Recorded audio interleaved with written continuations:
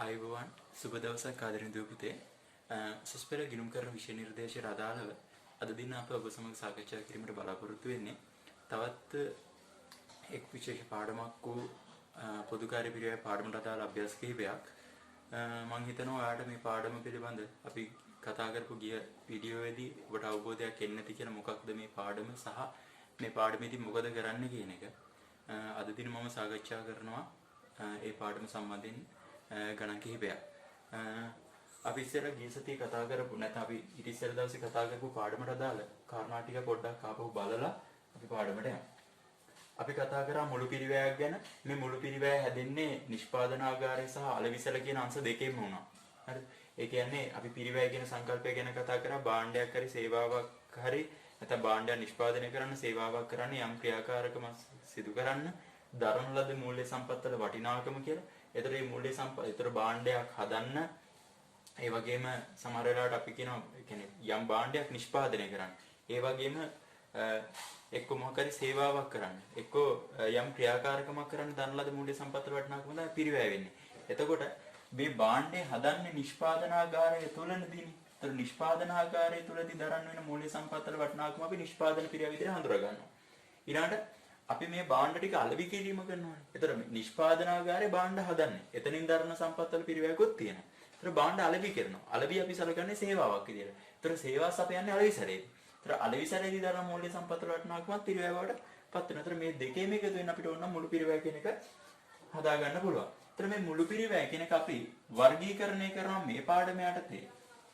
ඍජු පිරිවැය සහ වක්‍ර පිරිවැය විදියට. විවිධ පදනම් මත වර්ග ගණනාවකට පිරිවැය වර්ගීකරණය කරන්න පුළුවන්. මේ එකම පිරිවැය තමයි වර්ග ගණනාවකට බෙදෙන්නේ. ඒතර මේ පාඩම යටතේ ඍජු සහ වක්‍ර කියන එක තමයි කතා කරන්නේ. දැන් අපි ආන්තික පිරිවැයකරණයකට යටතේ කතා කරා මේ මුළු පිරිවැය කියන එක එතනදි බෙදුවේ ස්ථාවර සහ විචල්්‍ය කියලා. හැබැයි මේ පාඩම යටතේ අපි කතා කරන්නේ ඍජු පිරිවැය සහ වක්‍ර පිරිවැය.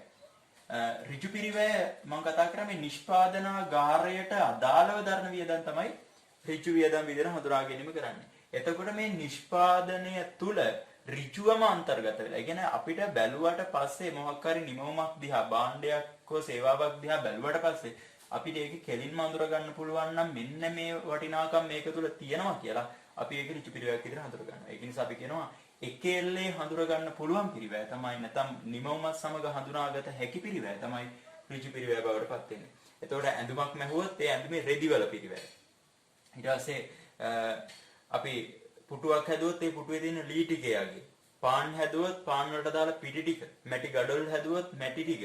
ඒ ටික තමයි අපි ඍජු පිරිවැය විදිහට හඳුනගන්නේ. මොකද ඒක දිහා බැලුවට පස්සේ අපිට කියන්න පුළුවන් මෙන්න මේකේ මේ දේ තියනවා කියන එක. පැහැදිලිද? ඒ කියන්නේ එක එල්ලේ හඳුනා ගැනීමක් කරන්න පුළුවන්. මෙන්න මේවට මෙච්චර පිරිවැයක් ගියා කියන එක අපිට ගණනය කිරීම කරන්න පුළුවන් නම් පහසුවෙන් තමයි අපි ඍජු පිරිවැයක් විදිහට හඳුනා ගැනීම කරන්නේ. ඒතර අපි මේ ඍජු පිරිවැය කොටස් තුනක් යටතේ කතා කරා. ඍජු ද්‍රව්‍ය, ඍජු ශ්‍රමය, ඍජු වෙනත් කියන එක.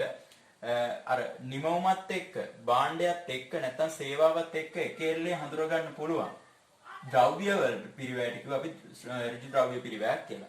ඒ භාණ්ඩයත් එක්ක හඳුනා ගන්න පුළුවන් නැත්නම් නිමවමත් එක්ක හඳුනා ගන්න පුළුවන් ශ්‍රම පිරිවැයට කිව්ව ඍජු ශ්‍රම පිරිවැයක් කියලා. ඒ ද්‍රව්‍යත් ශ්‍රමයවත් නොවන දේවල් අපි ඍජු වෙනත් විදිහට හඳුනාගත්තා. ඒතර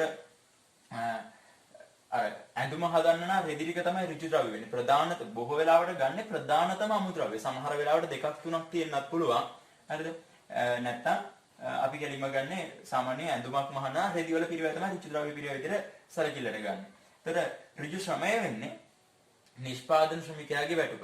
කියන්නේ අපි දන්නවා අනිවාර්යයෙන්ම මේ භාණ්ඩය හදන්න නිෂ්පාදන ශ්‍රමිකයෙක් නම් දායක වුණා කියන එක. නිසා එයාගේ වැටුප ගන්නවා. ඊට පස්සේ මේ ශ්‍රමිකයාගේ වැටුපත් නැතුව ප්‍රධානම අමුද්‍රව්‍යයක් නැතුව වෙනත් දේවල් තියෙනවා අපි ඒවා ඍජු වෙනත් විදිහට සලකනවා. එතකොට ඒවා විදිහට අපි සලකන්නේ කර්තෘ භාගයේ පුරස්කාරය නිෂ්පාදන ඒක පදනම මත ෂය කියන දේවල්. මේ ඍජු පිරිවැය හඳුනා ගන්න මම තවත් ලක්ෂණ කිහිපයක් කිව්වා. නිමවමත් එක්ක එකෙල්ලේ හඳුනා ගන්න පුළුවන්. මේක දිහා බැලුවට පස්සේ අපිට තීරණය කරන්න පුළුවන් මේ කියන්නේ භාණ්ඩයක් දැක්කට පස්සේ සේවාවක් දැක්කට පස්සේ මෙන්න මේක නිපදවන්න මෙන්න මේවා දරන්න උනා කියන එක අපිට කෙලින්ම හඳුනා ගන්න පුළුවන් නම් අපි ඒවා තමයි ඍජු පිරිවැය විදිහට හඳුනාගන්නේ. ඒතර ඇඳුමක් මහන්නා රෙදිවල පිරිවැය. ඒතර නිෂ්පාදන ශ්‍රමිකයාගේ වැටුප. ඒ වගේම මේ ඇඳුම නිෂ්පාදනය සඳහා නම් අනිවාර්යෙන් අපි පුරස්කාරයක් ගෙවිය යුතුයි නම් කාට හරි. ඒකත් අපිට ඍජු පිරිවැයක් විදිහට හඳුනා ගැනීම කරන්න පුළුවන්. ඒ නිසා එකෙල්ලේ හඳුනා ගන්න පුළුවන් වෙනවා. ඕක තමයි ප්‍රධානම ලක්ෂණය. හඳුනාගත හැකි බව. දෙවෙනි එක තමයි සමානුපාතික වෙනස් වෙන්න ඕන. සමානුපාතික වෙනස් වීම. ඒ කියන්නේ භාණ්ඩයක් සමග නැත්නම් සේවාවක් සමග නැත්නම් අපි කියන නිමවුමත් සමග සමානුපාතිකව වෙනස් වීමක් වෙන්න ඕන. ඒතර එක භාණ්ඩයක් හදන්න ගියේ අපි කියමු ඇඳුමක් මහන රෙදි මීටරයක් නම් ගියේ ඇඳුම් දෙකක් මහදි රෙදි මීටර දෙකක් යනවා. ඒතර ඒවට අදාළ පිරිවැය වෙනස් වීමක් වෙනවා. රෙදි මීටරයක පිරිවැය රුපියල් 200යි නම් රෙදි මීටර දෙකක් යනවා ඇඳුම් දෙකක් හැදුවොත් එහෙනම් රුපියල් 400ක් වෙනවා. මේ වගේ සමානුපාතික වෙනස් වීමක් වෙන්න ඕන. එහෙනම් එකෙල්ලේ හඳුර ගන්න පුළුවන් වෙනවා සමානුපාතික වෙනස් වෙන්න ඕන. ඊළඟ එක තමයි ඊළඟ ලක්ෂණය තමයි අපිට ගන්න පුළුවන් මේ භාණ්ඩේ වටිනාකම වැඩි වටිනාකමක් ගන්න ඕන. වැඩි වටිනාකම. හරිද? එතකොට ඇඳුමක් ගත්තට පස්සේ මේ ඇඳුමේ වැඩිපුරම තියෙන්නේ රෙදි වලගේ. ඒස අපිට ඍජු පිරියක් විතර ගන්න පුළුවන්. ඇඳුමට වැඩියෙන්ම ගිහිල්ලා තියෙන ශ්‍රමයේ විතර ගන්න පුළුවන් නිෂ්පාදන ශ්‍රමිකයාගේ වැටුප. හරි. හැබැයි දැන් අපි කියමු අපේ නිෂ්පාදනාගාරේ මුරකරුවෙක් ඉන්නවා. ඒතර මේ නිෂ්පාදන කාර්යය සඳහා මුරකරුවගේ යම් දායකත්වයකුත් ඇවිල්ලා තියෙනවා නිෂ්පාදනාගාරයට. එයා හිටපු නිසා එයාටත් පඩියක් ගෙවන්න ඕන මේ භාණ්ඩේ හදාගන්න. ඒ කියන්නේ භාණ්ඩේ වැඩ ටික නිම කරගන්න නම් එයාත් වක්‍රාකාරයෙන් දායක වීමක් වෙනවා. හරි. එතකොට නිෂ්පාදනාගාරයේ සැලසුම් සකස් කරන ඒ අවශ්‍ය කටයුතු කළමනාකරණය කරන කළමනාකාරයෙක් ඉන්නවා. එතකොට සහ සුපරීක්ෂකලා ඉන්නවා. එතකොට ඒගොල්ලෝ මේ භාණ්ඩ නිෂ්පාදන ක්‍රියාවලිය තුල ඉන්නවා. හැබැයි ඒගොල්ලෝ භාණ්ඩේ හදන්නේ නැහැ. ඒ නිසා අපිට ඍජුවම අන්තර්ගත කරන්න බෑ. මෙන්න මේ භාණ්ඩයකට මෙන්න මේ කළමනාකරුගේ වැටුප, සුපරීක්ෂකගේ වැටුප ඒවා. මුරකරුගේ වැටුප, ගබඩා පාලකගේ වැටුප. ඒක නිසා එතකොට ඒ වගේයන් සාමාන්‍ය අපි ඒගොල්ලන්ට කියන්නේ වර්ෂයකට එක්කෙනෙක්ට අපි කිව්ව රුපියල් 20000ක් දුන්නා කියලා. එතකොට 20000යි අපි භාණ්ඩ හැදුවොත් 40000ක් භාණ්ඩ හැදුවොත් එimhe එක භාණ්ඩයක් හදන්න 750ක් විතර ගිහිල්ලා තියෙනවා. හරිද? එතකොට හැබැයි වැඩේ තියෙන්නේ නිෂ්පාදන ශ්‍රමිකයාට එක භාණ්ඩයක් හැදුවොත් රුපියල් 500ක් දෙනවා නේද? හරිද? එතකොට මේ භාණ්ඩේ වැඩියක් තියෙන නිෂ්පාදන ශ්‍රමිකයාගේ වැටුප. එතකොට අපිට ඇත්තටම භාණ්ඩ දැන් අපි එකක් තමයි භාණ්ඩ වටනාක වැඩි වටනාකම ගන්න. සමහරක් වෙලාවට මේ ඒ කියන්නේ මෙන්න මේ නිෂ්පාදන ශ්‍රමිකයාගේ ඒ කියන්නේ දැන් මෙන්න මේකත් මතක තියාගන්න ඕන. දැන් අපි කියමුකෝ මෙන්න මේ සේවකයින්ට කවුද මුරකරුට, කළමනාකරුට, සුපරීක්ෂකයට ගෙවන වැටුප අපි සලකන්නේ ඒ වැටුපට අපිට අදාළව කරන්න පුළුවන් දේ තමයි මේක අපිට එකපාරම නිමවම ඒක සංඛ්‍යාවෙන් බෙදලා ගන්න බෑ උත්තරයක්. හරිද? හේතුව තමයි මේක ඒක සංඛ්‍යාවෙන් බෙදුවොත් අපි කියමු මේක 40000යි කියලා. 750ක් තමයි එන්නේ. හරිද? දැන් අපේ නිෂ්පාදනාගාරය අපිට හදන්න පුළුවන් ධාරිතාවය 40000යි නම් 750ක් තමයි එකක් හදන්න යන්නේ. හරිද? එතකොට අපි මෙන්න මේ භාණ්ඩ නිෂ්පාදනය කරා යනවානේ. හරිද? එතකොට අපි භාණ්ඩ එක භාණ්ඩයක් හැදුවොත් 500ක් දරන්න වෙනවා නිෂ්පාදන ශ්‍රමිකයාට. හරිද? එතකොට 500යි මෙන්න මේ ශ්‍රමිකයාට යනවා මේ කළමනාකරුට හරි සුපරීක්ෂකයට හරි ඒගොල්ලෝනේ යන්නේ 750යි. හරිද? එතකොට දැන් මෙන්න මෙතනදී ගත්තට පස්සේ මේ භාණ්ඩේ වැඩි අගයක් තියෙන්නේ මේ ශ්‍රමයේ විදිහට ගත්තොත් නිෂ්පාදන ශ්‍රමිකයාගේ වැටුප. දැන් අපිට හැකියාවක් නැහැ දැන් මේ අපි කියමුකෝ භාණ්ඩ හැදුවේ දැන් අපි කියන මං කියන මගේ නිෂ්පාදනාගාරය මම ඔයගොල්ලන්ට කියනවා ආන්තික පරිවර්තනයටත් සාමාන්‍ය නිෂ්පාදන ධාරිතාව මේ පොදුකාර පිරිවැටේ මීට කලින් ඉදිරිපත් කරපු වීඩියෝ එකේ කතා කරා සාමාන්‍ය නිෂ්පාදන ධාරිතාවය ගැන. ඒතර මේ සාමාන්‍ය නිෂ්පාදන ධාරිතාවයෙන් නැතුව අපි කියමුකෝ මේගොල්ලොන්ට ගෙවන්නේ ස්ථාවරව මාසෙට වැටුපක් දෙන්න. දැන් මුරකරුට අනිවාර්යෙන් අපි වැටුපක් ගෙවන්න ඕන. භාණ්ඩ හැදුවත් නැතත්. ඒ නිසා අපිට ඒක ප්‍රමාණයත් එක්ක යාගේ වැටුප හඳුනා ගැනීමක් කරන්න බෑ. ඒතර කළමනාකරුටත් එහෙම. සුපරීක්ෂකටත් එහෙම. නිසා මේක දැන් අපි භාණ්ඩ හැදුවේ එකයි නම් හරිද? භාණ්ඩ එකයි නම් එකෙන් බෙදුවට පස්සේ 20000ක් එනවා එක ඇඳුම් මහණ්ඩිකේ පිළිවෙල. ඒක තාර්කික නෑ. සබ් දෙදන්නේ සාමාන්‍ය නිෂ්පාදන ධාරිතාවය. ඒතර සාමාන්‍ය නිෂ්පාදන ධාරිතාව අපි හැදුවත් නැතත් මේ නිෂ්පාදන ඒ කියන්නේ අපි හැදුවත් නැතත් පිරිවැයක් තියෙනවා. හරි ඒ නිසා මත තියාගන්න මේ භාණ්ඩයේ වටිනාකම අඩුවක්යක් තමයි සාමාන්‍ය මෙන්න මේ කළමනාකරන වැටුප් මුරකරු වැටුප් වගේ දේවල් වලට යන්නේ. හරි. එහෙනම් එකෙල්ලේ හඳුනා ගන්න පුළුවන් වෙනවනේ භාණ්ඩය දිහා බැලුවට පස්සේ මෙන්න මේ පිරිවැය මේකේ තියෙනවා කියන එක අපිට හිතා ගන්න පුළුවන් වෙනවනේ සමානුපාතික වෙනස් වෙනවනේ භාණ්ඩයේ වටිනාකම වැඩි වටිනාකමක් ගන්න ඕනේ. ඒත් එක්කම සාපේක්ෂ වැදගත් බව. සාපේක්ෂ වැදගත් බව. මේක අපිට වැදගත් බවක් තියෙනවා. සමහර වෙලාවට මේ පිරිවැය දැන් අපි මෙහෙම හිතුවා. දැන් අපිට රෙදි නැතුව ඒ ඇඳුම නිෂ්පාදනය කරන්න පුළුවන්. ඒක නිසා සාපේක්ෂ වැදගත් බවක් තියෙනවා. හැබැයි බොත්තම් නැහැ කියලා අවුලක් නැහැ. ඒක බොත්තම් නැතුව හරි ඇඳුම මහ ගන්න පුළුවන්. නිසා සාපේක්ෂ වැදගත් බවක් කියන එක තියෙන්න ඕන. නැත්නම් අපි කියමුකෝ රෙදි මීටරයක වටිනාකම රුපියල් 100යි. මේක 100ට 100කින් මිල ඉහළ යනවා. 100ට 100කින්. ඒ කියන්නේ රුපියල් 200ක් වෙනවා. හරිද? එතකොට 200ක් වුණා කියන අවසන් නිමවට බලපෑමක් එල්ලෙනවා. කියන සාපේක්ෂ වැදගත් බවක් තියෙනවා. අපි බොත්තම් වගේ දේවල් එහෙම ගන්න කිලෝ ගණන් වලට සමහර වෙලාවට. ඒතර කිලෝ ගානට බොත්තම් ගත්තොත් එහෙම කිලෝ එකක්ම පොඩි ගාණක් කියන රුපියල් 100ක් 200ක් වගේ. එක බොත්තම 7-10ක් විතර වෙන්නේ. හරිද? ඒතර බොත්තම් වල මිල 100ට 100 කිනේ 500කින් ඉහළ ගියත් එච්චර වටිනාකමක් වෙනස් වෙන්නේ නැහැ. ඒ නිසා අවසන් නිමවට ලොකු බලපෑමක් එල්ල වෙන්නේ නැහැ. ඒක නිසා අපි මෙන්න මේ බොත්තම් වල පිරිවැය නූල් වල පිරිවැයගේ දේවල් අපි සලකන්නේ වක්‍ර පිරිවැය විදිහට. ඒ නිසා සාපේක්ෂ වැදගත් බව කියන එකත් ඉටු වෙන්න ඕන. හරි. එහෙනම් ඒක එල්ලේ හඳුනා ගන්න පුළුවන් ඉන්න සමානුපාතික වෙනස් වෙන භාණ්ඩ වටිනාකම වැඩි වටිනාකමක් ගන්න ඕන. සාපේක්ෂ වැදගත් බවක් තියෙන්න ඕන. මෙන්න මේ ලක්ෂණයන් ටික ඉටු වෙන්න ඕන. එහෙමනම් තමයි අපි ඍජු පිරිවැයක් විදිහට සලකන්නේ. මෙන්න මෙතනදී සමහර ළමයිට ප්‍රශ්නයක් තිබ්බා. මේ ශ්‍රමය කියන එක නිෂ්පාදන ශ්‍රමිකයාට ගෙවන වැටුප. හරිද? මේ නිෂ්පාදන ශ්‍රම පිරිවැය ගණන් හදද්දී 2014 උසස් පෙළ පේපරේ ගාන 2015 හෝ 16 ගාන. එතකොට මෙන්න මේ වගේ තියෙනවා යම් අපිට හදාගන්න අපහසුතාව වැටුප් ලේඛනය හදන්න තියෙන අවස්ථාවලදී ඔයාලට අපහසුතාවයටපත් වෙන තැන. හරිද? එතකොට මේක ඍජු ශ්‍රමයේද මේක වක්‍ර ශ්‍රමයේද? එතනදී අපෙන් අහනවා මේක ඍජු ශ්‍රමයේද වක්‍ර ශ්‍රමයේද කියලා. එතකොට අන්න එතනදී අපිට ගැටලුවක් එනවා. මෙන්න මේක හඳුනා ගැනීම කරන්න. මේ අහන්න.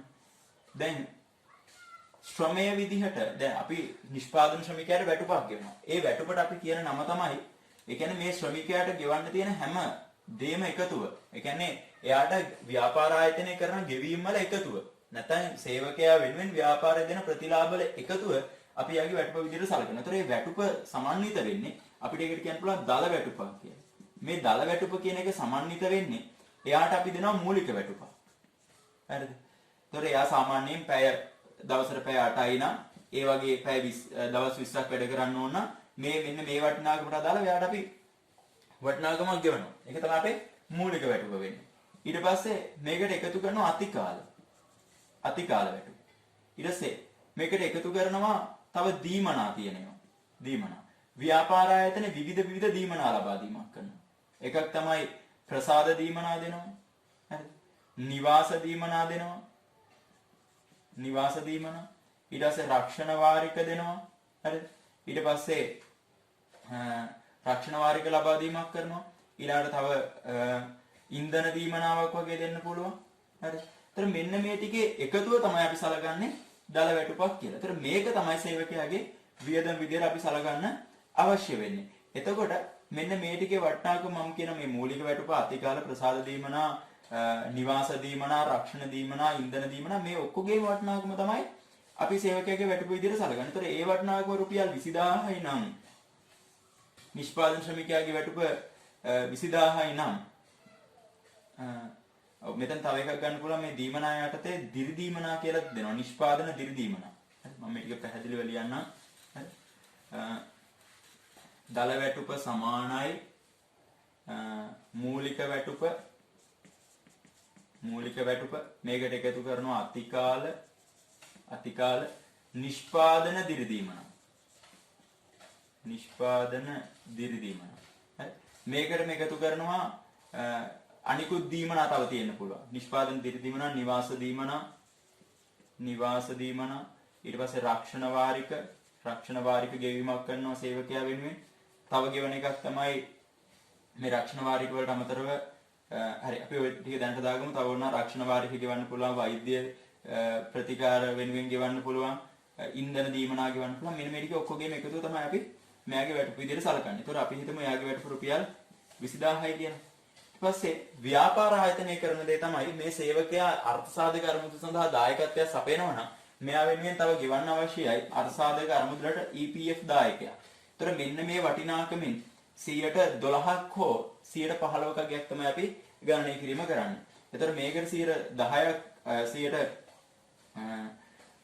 අපි ගන්නවා නම් 12ක් හෝ 15%ක් ගන්න ඕනේ. ඒතර 15%ක් අපි හිතුවොත් EPF දායකයේ සේවකයා වෙනුවෙන් ව්‍යාපාරයේ ගෙවන්න ඕන දායකයේ 15%ක් විදිහට සැලකුවොත් 20000ට 15%ක් බැලුවට පස්සේ 2000යි 3000ක් විදිහට එනවා.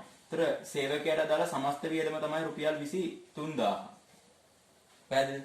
ඒතර මෙන්න මේ 23000න් අපිට ගැටලුවක් තියෙනවා මේ 23000ම මෙන්න මෙතන ශ්‍රමයද හරිද?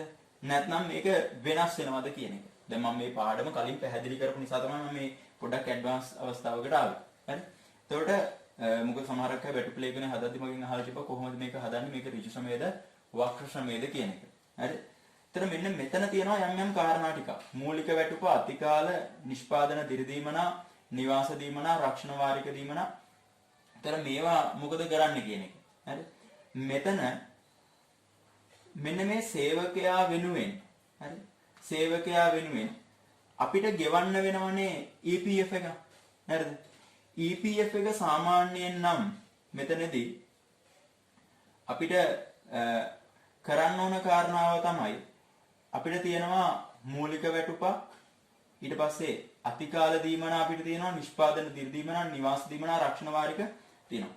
දැන් මෙන්න මේ සේවකයා වෙනුවෙන් අපි අනිවාර්යයෙන්ම ගෙවිය යුතු වැටුපක් තමයි සේවකයාත් එක්ක හඳුනා ගන්න පුළුවන් අපිට. මෙයාට අනිවාර්යයෙන්ම අපි මූලික වැටුපක් ගෙවීම කළ යුතුයි කියන නිසා මේ මූලික වැටුප අපිට සැලකීම කරන්න පුළුවන්. මෙන්න මේ අපේ ඍජු ශ්‍රමයේ විදිහට. ඊට පස්සේ මේ අතිකාල තියෙනවානේ. ගොඩක් අයට ගැටලුව තමයි මේ අතිකාල මේක නිෂ්පාදන ඍජු ශ්‍රමයේ විදිහට ගන්නවද නැත්නම් වක්‍ර ශ්‍රමයේ විදිහට ගන්නවද කියන එක. අතිකාල අපිට කෙලින්ම කියන්න බෑ මේක ඍජු ශ්‍රමයේද වක්‍ර ශ්‍රමයේද කියන එක. හේතුව තමයි ව්‍යාපාර ආයතනය සාමාන්‍ය අපිට හිතන්න බෑ සමහර වෙලාවට මේ ඒ කියන්නේ අතිකාල වෙනුවෙන් ගෙවන්නේ වැඩි වැටුපක් ගෙවනවනේ සාමාන්‍යයෙන් ගෙවන ප්‍රමාණයට වඩා වැඩි වැටුප් ප්‍රමාණයක් ඒ අතිකාල වෙනුවෙන් හම්බ වෙනවා. එතකොට ව්‍යාපාර ආයතනය ප්‍රතිපත්තියක් විදිහට අපි කියමු මෙන්න මේ විදිහට කියනවා. අද අපිට නිමවුමක් එනවා. අද නිමවුමක් ඒ කියන්නේ අපිට ඇනවුමක් එනවා හෙට දවස තුල හදලා දෙන්න ඕන කියලා ඇඳුම් 2000. හරිද? දැන් අපිට පුළුවන් ද අද දවස තුල හදලා මේ හෙට වෙනකොට දෙන්න ඇඳුම් ටික. හරිද? එහෙමනම් අපිට ඉන්න සේවකයොත් එක්ක අපිට කීයරවත් 2000ක් හදන්න බෑ අද දවස් තුල. සාමාන්‍යයෙන් අපි පැයටක වැඩමුළුවේ කරා නම් අපිට කීයරවත් හදලා දෙන්න බෑ. හරිද? අපෙන් අහනවා ඒ ඕඩර් එක ලබා දෙන පුජ්‍යලයා මහත්තයා අපිට පුළුවන් අපිට දෙන්න පුළුවන්ද හෙට දවස් ඇතුළත මේ නිමවුම හදලා කියලා. හරිද? එතකොට අපි කියනවා හරි අපි ලබා දීම කරන්න නැත්නම් එයා කියනවා හෙට දවස් තුල දෙන්න බෑ නම් අපි වෙන ආයතනයකට ඒක ලබා දීම කරනවා. අපිට කරන්න පුළුවන් දේ තමයි කමන්නේ අපි කොහොම හරි හදලා හෙට දෙන්නම් කියන එක. එතකොට එයා ආපහු අපෙන් ප්‍රශ්න කරනවා හරි එහෙනම් එකක් හදන්න කීයක් ඕනිද කියන එක. දැන් අපිට මේකේ කොස්ට් එක කැල් කරගන්න වෙනවා. හරිද? එතකොට මෙන්න මේ අතිකාල කියන එක. හරිද? දැන් අපිට අනිවාර්යයෙන්ම මේ කාර්ය සඳහා අතිකාල කරන්න ඕනිද නැද්ද? අනිවාර්යයෙන්ම අතිකාල ටික දරන්න වෙනවා. නැත්තම් හදාගන්න වෙන්නේ නැහැ. අන්න ඒ වගේ අවස්ථාවක් ඔයාට අභ්‍යාසය දීලා තිබ්බොත් අන්න ඒ වෙලාවේදී ඒක ඍජු ශ්‍රමයේ විදියට සැලකීමක් කරනවා. නැත්තම් මූලික වැටුප තමයි අපි ඍජු ශ්‍රමයේ විදියට සැලකිල්ලට ගන්නෙ. එතකොට එහෙනම් අතිකාල අනිවාර්යයෙන්ම අපිට සැලකීමක් කරන්න වෙනවා. ඒ වගේම දැන් ව්‍යාපාර ආයතනය අර්ථසාධක අරමුදල සඳහා දායකත්වයක් සපයලා තියෙනවා නම් අනිවාර්යයෙන්ම නිෂ්පාදන ශ්‍රමිකයා වෙනුවෙන් EPF දායකයෙක් ගෙවිය යුතුයි. ඒක නිසා එයාගේ EPF එකත් අපි ඍජු ශ්‍රමයේ විදියට සැලකිල්ලට ගන්න වෙනවා. පැහැදිලිද? එහෙනම් මේ රුපියල් 3000ක EPF දායකයා අතිකාල ගන්නවද නැද්ද කියලා තීරණය කරන්නේ අර ස්පෙෂල් විශේෂ කාර්යයක් සඳහා නම් අපි ඒක ගන්නවා.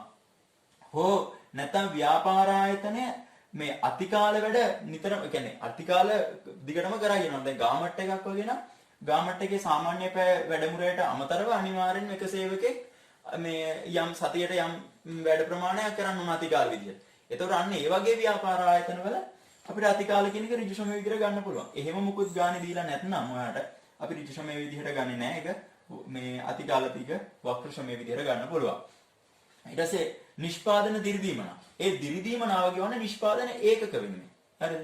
ඒකකයක් හැදුවොත් තමයි දිරිදීමනාවක් හම්බෙන්නේ. ඒතර ඒ නිෂ්පාදන දිරිදීමනා කියන එක අපිට ඍජු ශ්‍රමයේ විදිහට ගන්න පුළුවන්. මොකද ව්‍යාපාර ආයතනයේ ප්‍රතිපත්තිය තමයි එකක් හැදුවත් මේ ඒ වෙනුවෙන් තව අමතර දීමනාවක් ගෙවනවා කියන්නේ. ඒතකොට ඒක ව්‍යාපාර ආයතනයේ ප්‍රතිපත්තිය නිසා ඒක අපිට ඍජු ශ්‍රමයේ විදිහට සැලකිල්ලට ගන්න පුළුවන්. හරි. ඊට පස්සේ මේ නිවාස දීමනා රක්ෂණ දීමනා මේකත් ව්‍යාපාර ආයතනය මෙන්න මේ සේවකයා වෙනුවෙන් ලබා දීම කරනවා කියලා නම් සේවකයා වැඩට අරන් තියෙන්නේ. අන්න ඒ ප්‍රමාණයනොත් අපිට ඍජු ශ්‍රමයේ විදිහට සැලකිල්ලට ගන්න පුළුවන්. ඊළඟට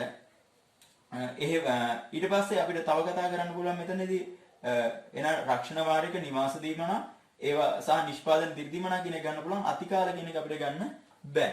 ඒක ගන්නවද කියන එක තීරණය වෙන්නේ අර මම කිව්ව කාරණා දෙක නිසා. ඒ කියන්නේ ගාමට් එකක් වගේ නා ඒගොල්ලෝ නිතරම ඒගොල්ලෝගේ ප්‍රතිපත්තිය තමයි මේ අතිකාල කරන එක. එහෙමනම් අපිට ගන්න පුළුවන් සහ විශේෂ කාර්යයක් සඳහා නම් අපිට අතිකාල කියන එක ගන්න පුළුවන්. තව අපිට මෙතනදී වෙනවා මේ ව්‍යාපාර ආයතනයේ ලාභ තිබ්බොත් ලබා දීමක් කරනවා මොනවාද මේ ලාභ මත පදනම ප්‍රසාද දීම. ඒතර ලාභ මත පදනම දෙන ප්‍රසාද දීමනත් මෙයාගේ දල වැටුපු විදිහට අපි සලකනවා. දල වැටුපට එකතු කරගන්නවා. ඒ කියන්නේ මේ මූලික වැටුපට අතිකාල නිෂ්පාදන දේ දීමන නිවාස දීමන රක්ෂණ වාරික වගේ මෙතෙන් එකතු කිරීමක් කරගන්නවා. මෙන්න මේ ලාභ මත පදනම දෙන දීමනාව. එතකොට ඒක කීයටවත් මේ නිෂ්පාදනයට සම්බන්ධ කාරණාවක් නෙවෙයි. නිෂ්පාදන වියදමක් නෙවෙයි. ඒක දෙන්නේ ව්‍යාපාරයේ ලාභ තියෙන නිසා තමයි ඒක දෙන්නේ. ඒක අපි සලකන්නේ. ඒතර නිෂ්පාදන වියදමක් විදියට නෙවෙයි. ඒක පරිපාලන වියදමක් විදියට සැලකිල්ලට ගන්න ඕන. ඒ නිසා ඒක ඍජු පිරිවැයක් වෙන්නේ නැහැ. මම හිතනවා ওই ටික තේරෙන්නේ නැති කියලා මේ ශ්‍රම පිරිවැය පාඩම තමයි මේක ගොඩක් වෙලාවට අදාළ වෙන්නේ. මේ ඍජු සහ වක්‍ර කියන එක හඳුනා ගැනීමට අදාළව තමයි ওই කාරණා ටිකක් කතා කරේ. මේක ටිකක් සංකීර්ණ තැනක්. ඒක චුට්ටක් බලාගන්න. මොකද 2014 ගාන ඔයා හදනවා නම් ඒකේදී ওই කාරණා ටික තියෙනවා. 2016 වෙන්න ඕන මම මතක විදිහට ඔයාලට දීලා තිබ්බ මොඩල් පේපර් එක්සෑම් එකට ඔයාව සූදානම් කරන්න මේ දීපු පේපර් එකක් තිබ්බා. ඒ පේපරෙත් තියෙනවා. ඒ කියන්නේ ඔයාලට දෙනවනේ අධ්‍යාපන දෙපාර්තමේන්තුවෙන් නිකුත් කරපු පේපර්.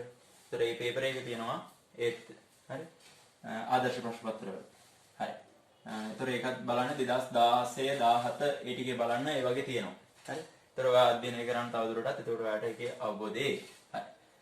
එහෙනම් නිෂ්පාදනයේ එක ප්‍රමාණයත් එක්ක හඳුනා ගන්න පුළුවන් සමානුපාතික වෙනස් වෙන භාණ්ඩ වටිනාකමේ වැඩි වටිනාකමක් ගන්න සාපේක්ෂ වැදගත් බව. දැන් අර වැදගත් බව කියන එකට තමයි අර කාරණා ටික ඇතුළත් වෙන්නේ. මම ඔය කිව්වේ ගාමට් එක මේ භාණ්ඩ හදන්න නම් අනිවාර්යෙන් මේගොල්ලන්ට දරන්න වෙනවා අනිවාර්යෙන්ම අතිකල් වෙනවා. එහෙනම් සාපේක්ෂ වැදගත් බවක් තියෙනවා. මොකද ඒක දරන්න නැතුව අපිට වැඩේ කරන්න බෑ. එහෙනම් ගන්න වෙනවා. සේවකයා ලියාපදිංචි කරලා තියෙනවා නම් මෙන්න මේ කාර්යය සඳහා ඒ කියන්නේ මේ අර්ථ සාධකරණ වලට අනිවාර්යෙන් එහෙනම් එයා වෙනුවෙන් ගෙවන්න. එහෙනම් ඒක ඍජු ශ්‍රමය. හරි. එතකොට මේ සේවකයා වැඩට ගද්දි එයාට මෙන්න මේ විදිහට ප්‍රසාද මේ දිරි දීමනා දෙනවා කියලා තියෙනවා. ඊට පස්සේ නිවාස දීමනා, රක්ෂණ දීමනා දෙනවා කියලා තියෙනවා. අන්න මේවා කරන්න වෙනවා. පැහැදිලිද? ඍජු ශ්‍රමය විදිහට සලකන්න. හැබැයි අර ප්‍රසාද දීමනා කියන එක දෙන්නේ ලාභේ පදනම් කරගෙන. හරිද? ඒක අපිට ඍජු ශ්‍රමය විදිහට සලකන්න බෑ. ඒක ලාභ තිබ්බොත් දෙයි නැත්තම් නෑ. හරිද? ඒ නිසා ඒක අපිට සැලකිල්ලට ගන්න බෑ. හරි? මම හිතනවා ටික පැහැදිලිද කියලා. ඊට පස්සේ අපි කතා කරා වක්‍ර ද්‍රව්‍ය, වක්‍ර ශ්‍රමය, වක්‍ර වෙනත් වලට අදාළව අපි කතා කරේ වක්‍ර පිරිවැය කියන එක. ඒ වක්‍ර පිරිවැය කියන එක දරන්න ඕන අපිට නිෂ්පාදනාගාරය සහ අලෙවි සැලේ කියන එක. ඒතර මේ එතනදී අපි කතා කරා මේවා කොටස් තුනක් යටතේ කතා කරමු නම් ද්‍රව්‍ය ශ්‍රමය වෙනත් කියන එක. දැන් මම අර කතා කරපු මුරකරුවගේ වැටුප, සුපරීක්ෂකගේ වැටුප. ඒවා අපි සලකන්නේ වක්‍ර ශ්‍රමය විදිහට.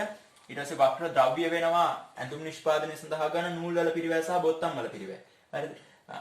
දැන් මෙන්න මෙතනදී හරිද? අපි කියමු ඇඳුමේ වටිනාකම ඇඳුමට යන රෙදි වල වටිනාකම රුපියල් 200යි. හරිද? මේ ඇඳුමට යන බොත්තම් වල වටිනාකම රුපියල් 400ක් වෙනවා. කියන්නේ හොඳම මේ වගේ තමයි බොත්තම් ටික අල්ල. අන්න එහෙනම් මේ ඒ කියන්නේ අපිට එකෙල්ලේ හඳුනා ගන්න පුළුවන් වෙන්න ඕන සමානුපාත. ඒ කියන්නේ මේ ඇඳුම මහන්න මෙන්න මෙච්චර බොත්තම් වියදමක් යනවා කියන එක අපිට හඳුනා ගැනීම කරන්න පුළුවන්. එහෙනම් දැන් රුපියල් 400ක් යනවා කියන අපිට කෙලින්ම හඳුනා ගන්න පුළුවන් 400ක් යනවා කියන එක. සහ සමානුපාතික වෙනස් වෙන්න ඕනේ. ඒතර මේ ඇඳුමට 400ක් යනවා තමයි මමහදී 400ක් යනවා. භාණ්ඩේ වටිනාකම වැඩි වටිනාකමක් ගන්නවා. ඒතර භාණ්ඩේ වටිනාකම වැඩි වටිනාකමක් ගන්නවා. අමුද්‍රව්‍යයට වඩා ඒ කියන්නේ ඍජු ද්‍රව්‍යයට වඩා නැත්නම් අපි කතා කරමු මේ රෙදි වලටත් වඩා දෙන්නේ බොත්තම් වලට කියාගේ. සාපේක්ෂ වැදගත් බවක් වැඩි නම් ඒ වෙලාවෙදි බොත්තම් වල පිළිවෙත් ඍජු නෑ. නැත්තම් ඍජු නෙවෙයි. පැහැදිලි? සාමාන්‍ය භාවිතය අපි බොත්තම් වල පිළිවෙත් වක්‍ර පිළිවෙත් විදිහට සලකන්නේ. හැබැයි විශේෂ අවස්ථාවක් අපිට දුන්නොත් ගානේ ඍජු පිළිවෙත් විදිහට ගන්න. ඒ නිසා මේ ගාන කටපාඩම් කරලා ගිහිල්ලා හරියන්නේ නැහැ. හරිද? කටපාඩම් කරන්න එපා. හරි තියරි ඉගෙන ගන්න. එතකොට පුළුවන් මේක බෙදලා ගන්න හරියට. හරි. ඊළඟට හරි. ඊළඟට අපිට කතා කරමු මේ ඍජු ශ්‍රමය ගැන කතා කරා. අපි ඍජු ද්‍රව්‍ය විදිහට කතා කරා. ඊට පස්සේ ඍජු වෙනත්. ඍජු වෙනත් වක්‍ර වෙනත්. වක්‍ර ද්‍රව්‍ය කතා කරා, වක්‍ර ශ්‍රමය කතා කරා, වක්‍ර වෙනත් කතා කරනවා.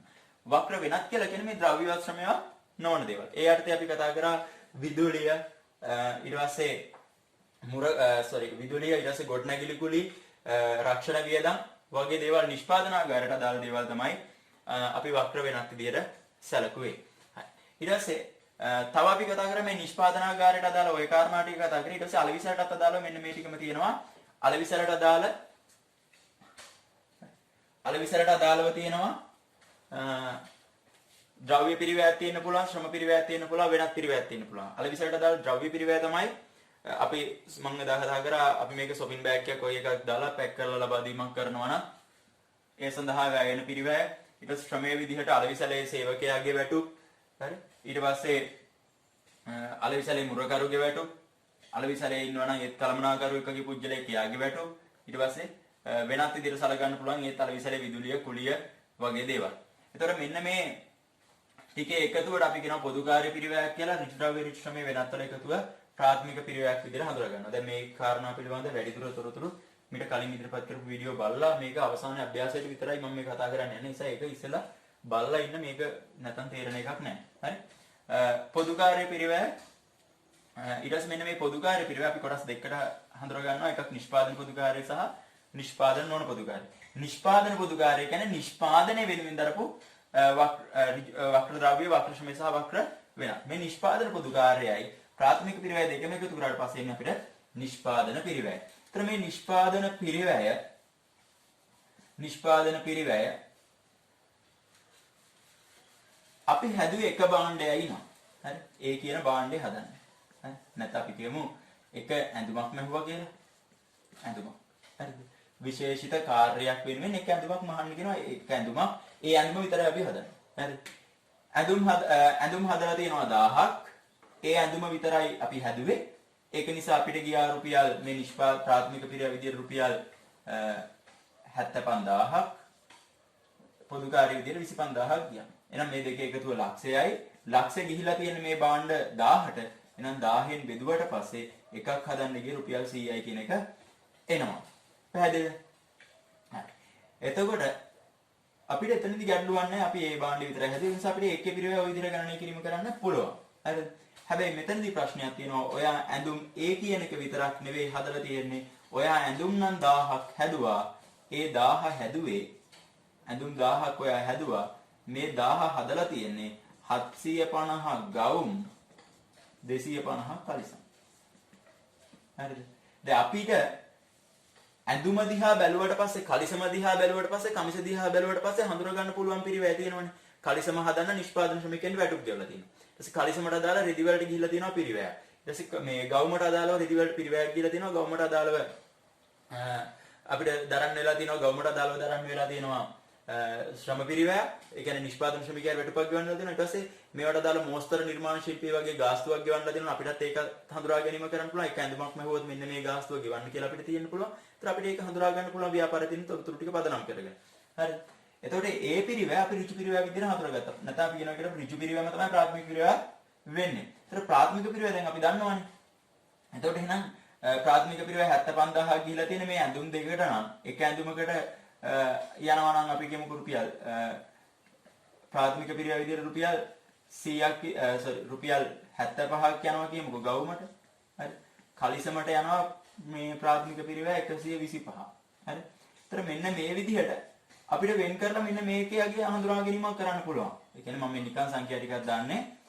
මේ ඇඳුම හදන්න රුපියල් 75000ක වියදමක් ගියා. එක කලිසමක් මහන්න ඍජු පිරිවැය වලින් යන්නේ 125යි. ගවුම හදන්න යන රුපියල් 75 විතර අපිට වෙන් කරලා හඳුනා ගැනීමක් කරන්න පුළුවන්. මොකද සමානුපාතික වෙනස් වෙනවා. ඒකෙල්ලේ හඳුනා ගන්න පුළුවන්. සාපේක්ෂ වැදගත් බවක් තියෙනවා. හරි. ඒක නිසා අපිට හඳුනා ගැනීමක් කරන්න පුළුවන්. හැබැයි මෙන්න මේ පොදුකාර්ය කියන ඒවා අපිට ගවුම හදන්න කොච්චරද ගියේ, කලිසම හදන්න කොච්චරද ගියේ කියන එක කියන්න බෑ. මම එදා කිව්වා විදුලිය. හරිද? ගවුමට කොච්චරද ගියේ, කලිසමට කොච්චරද කියලා අපිට කියන්න බෑ. ගොඩනැගිලි කුලියෙන් ගවුමට කොච්චරද ගියේ, කමිසෙට කොච්චර මේ ගවුමට කොච්චරද, කලිසමට කොච්චරද කියලා කියන්න බෑ. ඊට පස්සේ අපි කතා කරා කවුද මේ මුරකරුගේ වැටුපක් දරන්න උනා මේ නිෂ්පාදනකාරී සඳහා. මොකද එයාත් නිෂ්පාදනාගාරයට උදව් කරා. ඒතර එයාගේ වැටුපත් අපිට කොච්චරද ගවුමට ගියේ, කොච්චරද කලිසමට ගියේ, කොච්චරද කියලා එකපාරම හොයන්න බෑ. මොකද දෙකක් තියෙනවා නිමුම් දෙක. අන්න එතනදී අපිට ගැටලුවක් ආවා. තවත් එකක් තමයි මේ අපේ නිෂ්පාදනාගාරය පැවතුනේ මෙන්න මේ අංශ කිහිපයකින්. A B C කියන අංශ 3යි, P Q කියන සේවාංශ 2යි. සේවාංශ දෙක විදිහට මම මෙතනින් සලකන්නේ ආපන ශාලාව. ආපන ශාලාවයි ගබඩාවයි. ඒතර අපිට තියෙන මේ සේවාංශ මෙතනදී කතා කරන සේවාංශය ගැන නෙමෙයි, මේ අලවිසල ගැන නෙමෙයි මේ කතා කරන්නේ. නිෂ්පාදනාගාරය තුල තියෙන සේවා මධ්‍යස්ථාන. හරිද? මට කියනවා සේවා මධ්‍යස්ථාන කියලා. මේවා නිෂ්පාදන මධ්‍යස්ථාන. හරිද? මේ දෙකටම කියන්න පුළුවන් නමක් පිරිවැය මධ්‍යස්ථාන කියලා. හරි? පිරිවැය මධ්‍යස්ථාන. පස්සේ අපි නිර්වචනය කතා කරමු. මොකද්ද පිරිවැය මධ්‍යස්ථානයක් කියන්නේ කියන එක. හරි? එතකොට ABC නිෂ්පාදන මධ්‍යස්ථාන 3යි PQ කියන සේවා මධ්‍යස්ථාන 2යි. එතකොට මේ ගෞම කියන එක A කියන අංශය B කියන අංශය දෙකේ විතරයි ගෞම හදන්නේ. මේ දෙකේ විතරයි ගෞම හදන්නේ. හරිද? ගෞම කපා ගන්නවා A කියන එකේ මහලා මැදලත් ඉවර කරනවා මෙන්න මේ B කියන එක. ඒතර මේ දෙකේ විතරයි දායකත්වය සපයලා තියෙන්නේ. ඒතර කලිසම කියන එක මෙන්න මේ අංශ දෙකටම තුනටම ගිහිලා තියෙනවා. ඒතකොට ගැටලුවක් තියෙනවා. අපේ නිෂ්පාදනාගාරයේ මෙන්න මේ A කියන අංශයට වියදම් ටිකක් දරන්න වෙනවා මේකේ කාර්ය වැඩ කටයුතු කරන්න. මේකෙත් සේවකයොත් ඉන්නවා. මේකටත් කුලී ගෙවන්න වෙනවා. හරිද? ඒතර මේකෙත් වියදම් ටිකක් ඇති වෙනවා. ඒතර මේ B කියන එකෙත් වියදම් ටිකක් ඇති වෙනවා. මෙන්න මේ ගෞම අදාළ වැඩ කටයුතු කරද්දී සහ කලිසමට අදාළ. C කියන එකේ මේ කලිසමට අදාළ වැඩ කටයුතු ටික විතරයි කරන්නේ. ආපන ශාලාව මේ තුනටම දායකත්වයක් සපයනවා. හරිද? ගබඩාවත් මේ තුනටම දායකත්වයක් සපයනවා. හරිද? එතකොට දැන් වැඩේ තියෙන්නේ අපිට දැන් මේ ගෞමට අදාළව අපිට ඍජු පිරිවැය නම් ඍජු ද්‍රව්‍ය ඍජු ශ්‍රමය ඍජු වෙනත් කියන මේ ප්‍රාථමික පිරිවැය කෙලින්ම හඳුනා ගන්න පුළුවන් වුණාට දැන් අපිට ගැටලුවක් තියෙනවා මෙන්න මේ අංශයෙන් දායකත්වයේ තියෙනවා ගෞම හා කලිසමට. හරිද? ඒතර මේ අංශයේ පිරිවැය අපි හඳුනා ගන්න ඕන ගෞමට කොච්චරද ගියේ කලිසමට කොච්චරද ගියේ කියන එක. ගෞමට කොච්චරද කලිසමට කොච්චරද කියලා හඳුනා ගන්න ඕනේ මේ අංශය. හරිද? ඊපස්සේ B අංශය ගෞමට කොච්චරද කලිසමට කොච්චරද කියලා හඳුනා ගන්න ඕන. C අංශේ නම් ගැටලුවක් නැහැ. C අංශේ හදලා තියෙන්නේ කලිසම විතරයි. කලිසමට අදාළ මොකක් හරි කටයුත්තක් කරලා තියෙන්නේ. ඒකේ පිරිවැය කෙලින්ම කලිසමට අදාළ කරගන්න පුළුවන්. දැන් මෙතන තියෙන්නේ මේ අංශයේ පිරිවැය ටික කෙලින්ම කලිසම් ගානෙන් බෙදුවා නම් ඒ කලිසමට මේ අංශයේ කොච්චර දායකත්වයක් සපයලා දෙන්න කියලා හොයාගන්න පුළුවන්. හැබැයි මේ දෙකේ බෑ. තවත් ගැටලුවක් තමයි මෙන්න මේ ආපන ශාලාව සහ ගබඩා අංශය මෙන්න මේවට වෙනුවෙන් තමයි පවත්වාගෙන ගියා තියෙන්නේ. ඒතර මේ දෙක දායකත්වයක් වෙලා තියෙනවා මෙන්න මේ අංශවලට. ඒ නිසා මේ අංශවල පිරිවැය අපි මෙන්න මේ අංශවලට කොච්චරක් දායක වුණාද කියන එක හඳුනා ගන්න. අන්න එතකොට නැත්තම් අපිට බෑ එක එඳුමක පිරිවැය තීරණය කරන්න. අන්න ඔය හේතුව මත තමයි අපිට පොදුකාර්ය පිරිවැය කියලා මාතෘකාවක් ආවේ. ඒතර මේ පොදුකාර්ය පිරිවැය මාතෘකාව තුල අපි ගතරපු දෙයක් තමයි අපි මේ පොදුකාර්ය පිරිවැය ක්‍රියාවලියකට භාජනය කිරීම කරා. ඒ ක්‍රියාවලිය යටතේ අපි කරපු දේවල් කිහිපයක් තිබ්බා. ඉස්සෙල්ලාම විවිධ මූලාශ්‍රයන් යටතේ පොදුකාර්ය පිරිවැය රැස් කර ගැනීමක් කරා. හරි. විවිධ මූලාශ්‍රයන් යටතේ පොදුකාර්ය පිරිවැය රැස් කර ගැනීමක් කරා. අපි ගිණුම් කරන යටතේ ගනුදෙනු වලට අදාළ ගනුදෙනු හා සිද්ධීම් වලට අදාළ තොරතුරු රැස් කර ගන්නවා විවිධ මූලාශ්‍ර වලින්. ඒතර මූල්‍ය ගිණුම් කරන්නේ. පිරිවැය ගිණුම් කරන්නේ මූලාශ්‍රයන් යටතේ මෙන්න මේ පොදුකාර්ය පිරිවැය ටික රැස් කර ගැනීම කරනවා. ඒතර දැන් සැපේ අපිට පුළුවන් මෙන්න මේ වක්‍ර ද්‍රව්‍ය විදිහට තියෙන නිෂ්පාදනයට අදාළ වක්‍ර ද්‍රව්‍ය ටික රැස් කර ගන්න පුළුවන් සැපයුම් කරුගේ බිල් මගේ. ඊට පස්සේ ගොඩනැගිලි කුලිය බදු අපි බදු පදනම මත නම් අරන් තියෙන්නේ. ඒ බදු වලට අදාළ බදු ඔප්පු තියෙන්න පුළුවන්. හරිද? නැත්නම් කුලිය ගිවිසුම් තියෙන්න පුළුවන්. අන්න ඒ වගේ අපිට තොරතුරු හොයා ගන්න පුළුවන්. ඊට පස්සේ විදුලි බිල තියෙනවා නම් විදුලි බිලෙන් හොයා ගන්න පුළුවන් කියේ විදුලිය කොච්චරද කියලා. හරිද? ඊට පස්සේ දීපල පිරිත උපකරණ සටහන අපි හදලා තියෙන මූල්‍ය ගිණුම් කරන යටතේ ඒකෙන් හොයා ගන්න පුළුවන් කිය වාර්ෂික ෂෙයා කොච්චරද කියන එක. හරිද? අන්න ඒ වගේ අපිට තොරතුරු සොයා ගැනීමක් කරන්න පුළුවන්. ඒ නිසා අපි ඉස්සෙල්ලාම කරන කාර්යය තමයි රැස් කිරීම. දෙවැනි එක තමයි මේ තොරතුරු රැස් කරාට පස්සේ ඒවා මෙන්න මේ අංශත් එක්ක කෙලින්ම හඳුනා ගන්න පුළුවන් ඒවා තියෙනවා. ආපන ශාලාවට ගබඩාවට C කියන නිෂ්පාදන B A කියන මෙන්න මේ අංශ ඔක්කොටම අපිට වෙන වෙනම හඳුනා ගන්න පුළුවන් දේවල් තියෙනවා නම් අපි ඒවා ප්‍රතිපාදනය කරනවා. උදාහරණයක් විදිහට විදුලි මීටර මේ අංශ ඔක්කොටම තියෙනවා. නිසා අපි දන්නවා මේ අංශයට ගිහිලා තියෙන විදුලියට මෙන්න මෙච්චරක්, මේ අංශයේ විදුලියට මෙච්චරක් කියලා. නිසා අපි ඒවා වෙනමම මේ අංශ වලට බෙදා දීමක් කරනවා. තුන්වෙනි එක විභාජනය. ඒ කියන්නේ මේ කෙලින්ම අපිට බෙදලා දෙන්න බැරි පිරිවැය තියෙනවානේ. මෙන්න මේ කෙලින්ම බෙදලා දෙන්න බැරි පිරිවැය අපි විභාජනය කිරීමක් කරනවා. විභාජනය කියන්නේ බෙදලා දෙනවා කියන එක. මේ අංශ වලට මොකක් හරි පදනමක් භාවිත කරලා බෙදලා දෙනවා. දැන් විදුලි මීටර මෙන්න මේ අංශ වලට වෙන වෙනම නැත්තම් එක විදුලි මීටරයක් නම් මේ අංශ ඔක්කොටම තියෙන්නේ. අපිට ගැටලුවක් එනවා මේ අංශයට කොච්චරද මේ අංශයට කොච්චරද කියලා විදුලිය ගිහිල්ලා තියෙන්නේ. හරිද? ඒ කියන්නේ ඒක නිසා අපි කරන දේ තමයි ඒවා බෙදා දීමක් කරනවා. ඒ බෙදා දීමට තමයි අපි කියන්නේ විභාජනය කියලා. ඒතර විභාජනයේ අවස්ථා දෙකයි ප්‍රාථමික සහ ද්විතීක. විභාජනය කරොත් මෙන්න මේ අංශ පහටම, ඒ කියන්නේ නිෂ්පාදන සහ සේවා කියන පිරිවැය අංශ පහටම බෙදුවොත් ඒක ප්‍රාථමික විභාජනය. මෙන්න මේ සේවා මධ්‍යස්ථාන වල එක්රැස් වූ පිරිවැය නැවත නිෂ්පාදන මධ්‍යස්ථාන වලට බෙදුවොත් ඒකට කියනවා ද්විතීක විභාජනය කියලා. හරි. නම් නිෂ්පාදන සහ පිරිවැය මධ්‍යස්ථාන ඔක්කොටම බෙදුවා නම් ඒක ප්‍රාථමික විභාජනය. සේවාංශ වල පිරිවැය නැවත බෙදුවා නම් ඒක ද්විතීක විභාජනය. නිෂ්පාදන අංශ වලට තමයි බෙදන්නේ. ඒතර අවසානයේ පිරිවැය එකතු වෙලා තියෙන මෙන්න මේ නිෂ්පාදන මධ්‍යස්ථාන වල. දැන් මම අර කිව්වේ විදුලි මීටරයක් තියෙනවා ඔක්කොටම කියලා.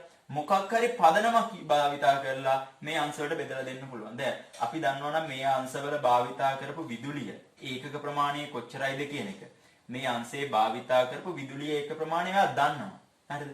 ඒ දන්නවා නම් විදුලිය ඒක ප්‍රමාණය මත අපිට බෙදලා දෙන්න පුළුවන්. මේ අංශයේ විදුලි ඒක 10යි දරුවේ, මේ අංශයේ විදුලිය ඒක 20යි දරුවේ, මේ අංශයේ 30යි. අන්න ඒ විදිහට අපි දන්නවා නම් ඒක පදනමක් විදිහට අරන් ඒ ටික බෙදලා දීමක් කරන්න පුළුවන් මෙන්න මේ අංශ තුල. විදුලි වියදම.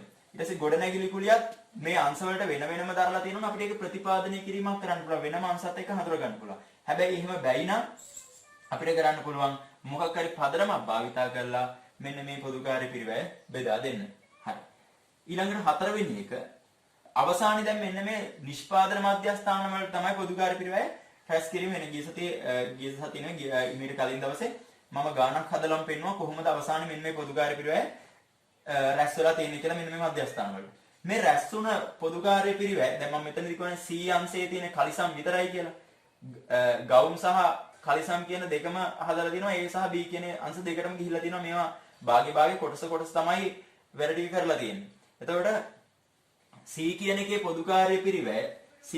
පොදුකාර්ය පිරිවැය ගිහිල්ලා දෙනවා කියමුකෝ අපි රුපියල් 20000. හරිද? එතකොට හදලා තියෙන කලිසම් ගාන 1000යි නම් එක කලිසමක් හදන්න රුපියල් 20ක් ගිහිලා තියෙනවා ඒ කියන අංශයෙන්. එතකොට අපිට කලිසමට අදාළ පොදුකාර්ය පිරිවැය හොයාගන්න පුළුවන්. C අංශේ. හරිද? B කියන අංශේ පොදුකාර්ය පිරිවැය 50000ක් තියෙනවා. මෙන්න මේ B කියන අංශයට එකතු වෙන පොදුකාර්ය පිරිවැය 50000. දැන් ගැටලුවක් තියෙනවා මේ 50000 හරිද? පොදුකාර්ය පිරිවැය ගිහිලා තියෙන කලිසමට විතරක් නෙවෙයි ගවුමට සහ කලිසම කියන දෙකටම ගිහිලා දෙනවා. දැන් අපිට හැකියාවක් නැහැ අර විදිහට ඒක සංඛ්‍යාවෙන් බෙදන්න. හරිද? ඒ මොකක් හරි පදනමක් භාවිතා කරන්න වෙනවා.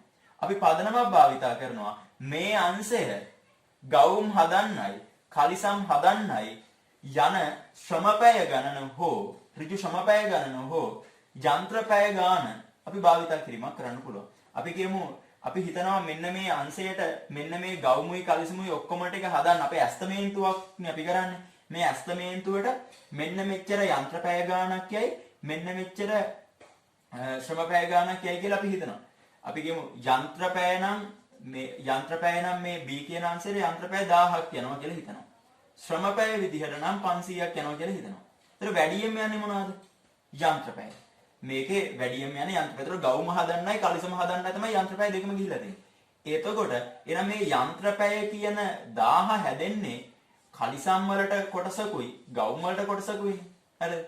ඒතර එක කලිසමක් හදන්න ගිය යන්ත්‍රපැය ගාන එක කලිසමක් හදන්න ගිය යන්ත්‍රපැය ගාන අපි කියමු පැය 4යි කියලා. ඒ 4 කලිසම් ගාණයෙන් වැඩි කළා තමයි කලිසම් වලට අදාළ යන්ත්‍රපැය ගාන එන්නේ.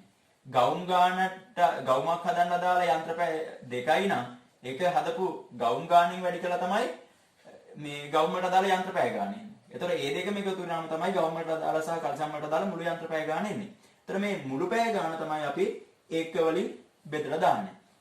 එහෙනම් ඒක සංඛ්‍යාවෙන් අපි බෙදලා ඒ කියන්නේ මෙන්න මේ පොදුකාර්ය පිරිවැය මෙතනදී බෙදන්නේ මේ යන්ත්‍රපැය හෝ ශ්‍රමපැය පදනම් කරගෙන. මෙතනදී නම් වැඩිම භාවිතා කරේ යන්ත්‍ර නිසා අපිට යන්ත්‍රපැය කියන පදනම අරගෙන 1000න් බෙදන්න පුළුවන්. ඒතකොට එක ඒකයක් හදන්න ගවුම හදන්නත් ගවුමේ එක පැය දැන් මෙතනදී එන්නේ මේ පැය යන්ත්‍ර පැය ප්‍රමාණයෙන් බෙදුවේ.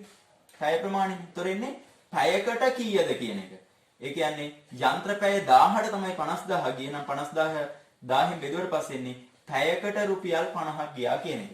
ඒතර ගවුමට ගියේ පැයකට කියන්නේ ගවුම හදන්න ගියේ පැය 2යි. එහෙනම් පැය 2කට 50 ඒවා දෙකක් කියන්නේ රුපියල් 100යි. කලිසම හදන්න ගියේ පැය 4යි. රුපියල් 54න් වැඩි කරාට පස්සේ 200යි. අන්න ඒ විදිහට අපිට මෙන්න මේ අංශ වලට දාලා පොදුකාර්ය පිරිවැය හොයාගන්න පුළුවන්. මම මේ ඉස්සෙල්ලාම හදපු එකට මම මෙතනදී කරේ නිෂ්පාදන පිරිවැය පොදුකාර්ය පිරිවැය බෙදුවා ඒක සංඛ්‍යාව. මේකට කියනවා නිෂ්පාදන පදනම කියලා. නිෂ්පාදන පදනම මත අන්තර්ගහන අනුපාතය. මෙන්න මේ අන්තර්ගහන අනුපාතය මෙන්න මේ ආගේ රුපියල් 20යි. අන්තර්ගහන අනුපාතය. එහෙනම් අන්තර්ගහන අනුපාතය හොයන්නේ අයවැයගත පොදුකාර්ය පිරිවැය බෙදනවා අයවැයගත පදනමෙන්. අයවැයගත කියන්නේ අස්තමේන්තු ගත කළ. කියන්නේ මේවා එකක්වත් මේ හරියට දේවල් නෙමෙයි. මේවා අයවැයගත. අපි මේ පුරෝකතන කරනවා කියන්නේ අපි හිතනවා කියන තමයි මේ අපි මේ දාලා ගණන් හදන්න යන්නේ. අපි තොරතුරු රැස් කරගන්න එක එක විදිහට.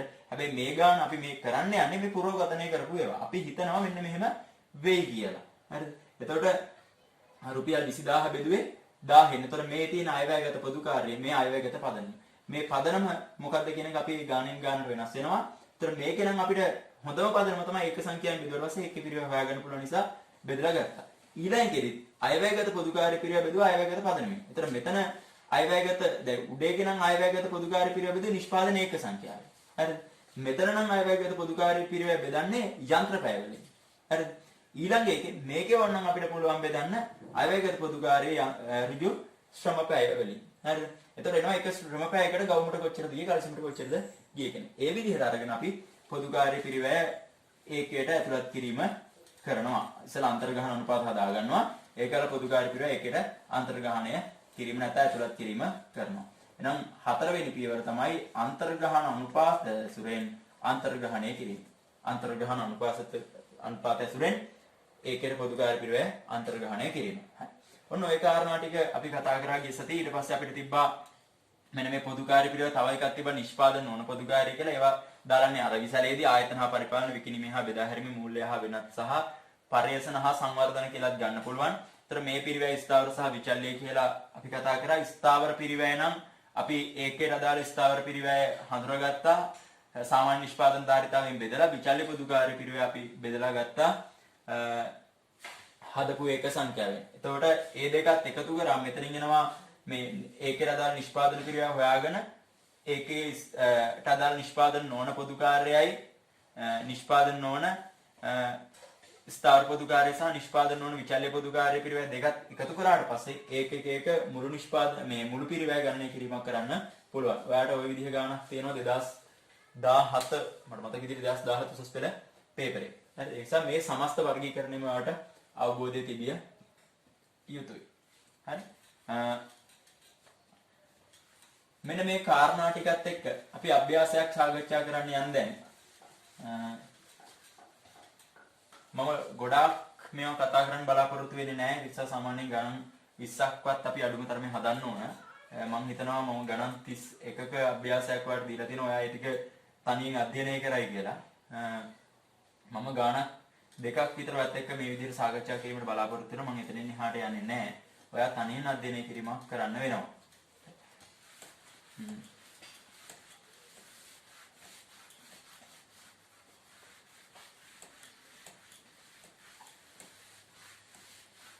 ගන්න මම ඔයාලට දීලා තියෙනවා අභ්‍යාස අංක 1 ඒක ලබා ගන්න දැනටමත් අරන් නැති අය ඉන්නවා නම් වීඩියෝ එකට පල්ලෙහෙන් දාලා තියෙන ලින්ක් එකෙන් ඒක ලබා ගැනීම කරන්න පුළුවන්. ඒක ලබාගෙන අපි ගාන හදන්න යමු. හරි. බලන්න දින දින පොදුකාර්ය පිරිවෙල ආශ්‍රිත අභ්‍යාස නිෂ්පාදනාංශ 3කින් සමන්විත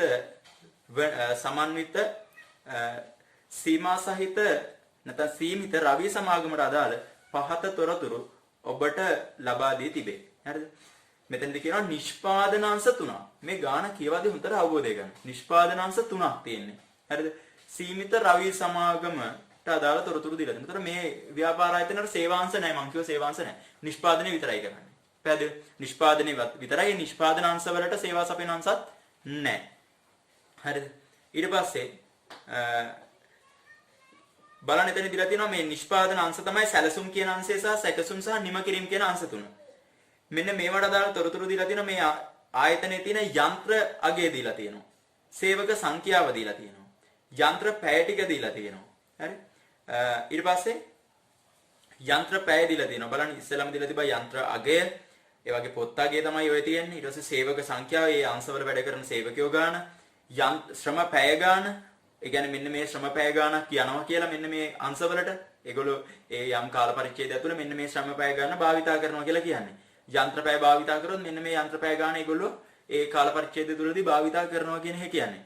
යන්ත්‍ර අශ්ව බල. ඒ කියන්නේ මේ යන්ත්‍රවල අශ්ව බල ධාරිතාවය තමයි ඔය ඉදිරිපත් කිරීමක් කරලා තියෙන්නේ. ඊට පස්සේ භූමි ප්‍රමාණය දීලා තියෙනවා. මෙන්න මේ අංශවල තියෙන භූමිය කියන එක අපිට දීලා තියෙනවා. ඊට පස්සේ අපිට දීලා තියෙනවා වර්ෂය සඳහා සමාගම විසින් පහ සඳහන් පිරිවැය දත්ත ඇස්තමේන්තු ගත කර තිබේ. මේ හැම එකම ඇස්තමේන්තු. හරිද? අර දැන් අපි කියවනේ අපි පොදුකාර්ය පිරිවැය රැස් කරගන්නේ මූලාශ්‍ර ලේඛන මගින් රැස් කරගන්නවා කියලා. ඒතර මේ මූලාශ්‍ර ලේඛන මගින් රැස් කරගන්න තොරතුරු ටික අපි ඒ ටික සැලකිල්ලට අරගෙන අපිට අනාගතේ වෙන්න පුළුවන් වියදම. අපි කියමු ගිය අවුරුද්දේ අපි භාණ්ඩ 1000යි හැදුවේ. හරිද? ඒ 1000ට අදාළව තමයි ගිය අවුරුද්දට අදාළ වියදම් ටික තියෙන්නේ. හරිද?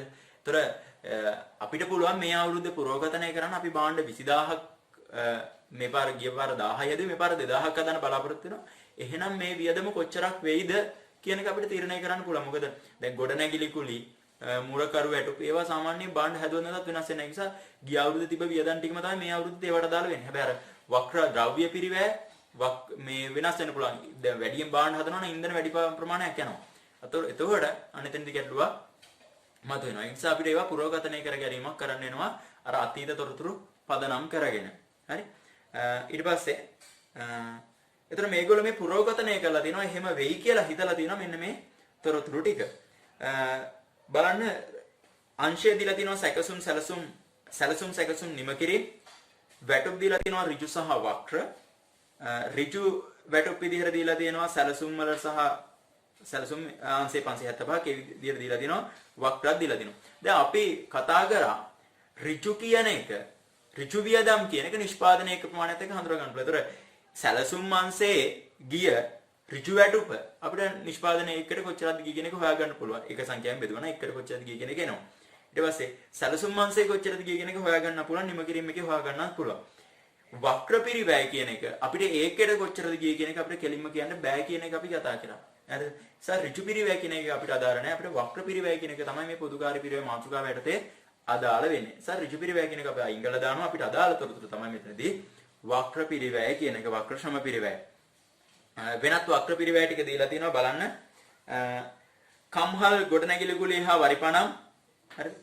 විදුලිය දීලා තියෙනවා යන්ත්‍ර සඳහා විදුලිය. මේ විදුලිය භාවිතා කරන්නේ මොනවටද? යන්ත්‍ර සඳහා. හරිද? විදුලිය භාවිතා කරනවා යන්ත්‍ර සඳහා. ඊළඟට විදුලිය භාවිතා කරනවා යන්ත්‍ර සඳහා. ඊළඟට යන්ත්‍ර සඳහා බලය ඉන්ධන භාවිතා කරනවා යන්ත්‍ර සඳහා. ඊළඟට ෂය වීම යන්ත්‍ර ෂය වීම තියෙනවා. සේවකින්ගේ ආහාර තියෙනවා. මෙන්න මේ වගේ පොදු කාර්ය වියදම් ටිකක් තියෙනවා. හරිද? ඒතර මෙන්න මේ පොදු කාර්ය පිරිවැය හරිද? අපිට කියනවා ඔබ විසින් නිෂ්පාදන අංශ 3 අතරේ පොදු කාර්ය පිරිවැය බෙදා හැරෙන අන්දම දැක්විය යුතුයි. අපිට පෙන්වන්න කියනවා මේ නිෂ්පාදන අංශ තුල පොදු කාර්ය පිරිවැය බෙදා හැරෙන විදිය. දැන් සේවා අංශ නැහැ. ඒතර සේවා අංශ වල පොදු කාර්ය පිරිවැය නැවත බෙදුවොත් තමයි ද්විතීයික විභාජනයක් කියනවා. ද්විතීයික විභාජනයක් කියන්නේ නැහැ මේ ගානේ එහෙනම්. හරිද? ඊට පස්සේ සැලසුම් සහ සැකසුම් අංශ සඳහා පොදු කාර්ය පිරිවැය අන්තර්ගහන අනුපාත පහත පදනම් මත වෙන වෙනම ගන්න කියලා. පදනම් දෙකක් දීලා තියෙනවා. එකක් ශ්‍රමපෑය පදනම, යන්ත්‍රපෑය පදනම. මේ දෙකෙන් එක එක අංශ වලට හදලා පෙන්නන්නලු. ඒ කියන්නේ සැලසුම් අංශයට යන්ත්‍රපෑය පදනම මත අන්තර්ගහන අනුපාතය සහ ශ්‍රමපෑය පදනම මත අන්තර්ගහන අනුපාතයයි. ඊට පස්සේ සැකසුම් අංශයට යන්ත්‍රපෑය ශ්‍රමපෑයයි අරගෙන අන්තර්ගහන අනුපාත හදලා පෙන්නන්නලු. හරි. ඊට කලින් මේ ගානේ දැන් ඔයාලට තේරෙන්නේ නැද්ද අපි සාමාන්‍ය පොදු කාර්ය පිරිවෙලට අදාළ කාර්යයන් 4ක් කරනවා. පළවෙනි එක තමයි පොදු කාර්ය පිරිවෙල රැස් කර ගැනීම. පළවෙනි එක පොදු කාර්ය පිරිවෙල රැස් කිරීම. දෙවෙනි එක පොදු කාර්ය පිරිවෙල විභාජනය කිරීම. ප්‍රතිපාදනය කිරීම. තුන්වෙනි එක තමයි විභාජන අවස්ථා දෙකයි. ප්‍රාථමිකයි ද්විතීයිකයි. ඒතර දැන් මේ ගාන ද්විතීයික විභාජනය කියන එක අයින් වෙලා යනවා. මොකද සේවා මධ්‍යස්ථාන නැති නිසා සේවා මධ්‍යස්ථාන වල පිරිවෙල නැවත නිෂ්පාදන මධ්‍යස්ථානය වලට බෙදුවා නම් තමයි ද්විතීයික කියන්නේ මේ ගානේ නැහැ. හරි. තොරතුරු රැස් කරන්න අවශ්‍ය නැහැ. තොරතුරු ටික රැස් කරලා දීලා තියෙනවා කෙලින්ම. අපිට කරන්න තියෙන ප්‍රතිපාදනය සහ විභාජනයට ප්‍රාථමික විභාජනය විතරයි. පැහැදිලිද? නෝ අපිට ගාන අපි කියවලා හොඳට අවබෝධය ගත්තා. අපිට කරන්න තියෙන දේ අපිට හොයාගන්න පුළුවන්. හරි. එහෙනම් ඉස්සෙල්ලාම ප්‍රතිපාදනය කරමු. ඊළඟට ප්‍රාථමික විභාජනය සිදු කරමු. මෙන්න මේ කාර්යයන් ටික කරන්න මම එදා කතා කරා ඔයාලට. අපි හදන්න ඕන විභාජන පත්‍රිකාවක්. විභාජන පත්‍රිකාව හරහා තමයි අපි මේ පොදු කාර්ය පිළිවෙල ප්‍රතිපාදනයේ විභාජනය යටතේ ද්විතීයික සහ ප්‍රාථමික විභාජනය කළා නිෂ්පාදන අංශ වලට පිළිවෙල අපි ඒක රැස් කරගන්නේ. හරි. එහෙනම් මේ නිෂ්පාදන අංශ තුනන්නේ තියෙන්නේ.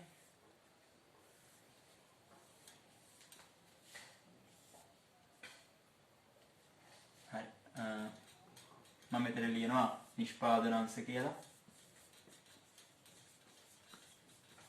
මේක උඩින් ලියන්න පුළුවන් පොදු කාර්ය පිරිවෙයි විභජන පත්‍රිකාව කියලා. මෙතන ලියා ගන්නවා මම මුළු වටිනාකම. මුළු වටිනාකම. මුළු වටිනාකම. මෙතනදී මම ගන්නවා පදනම.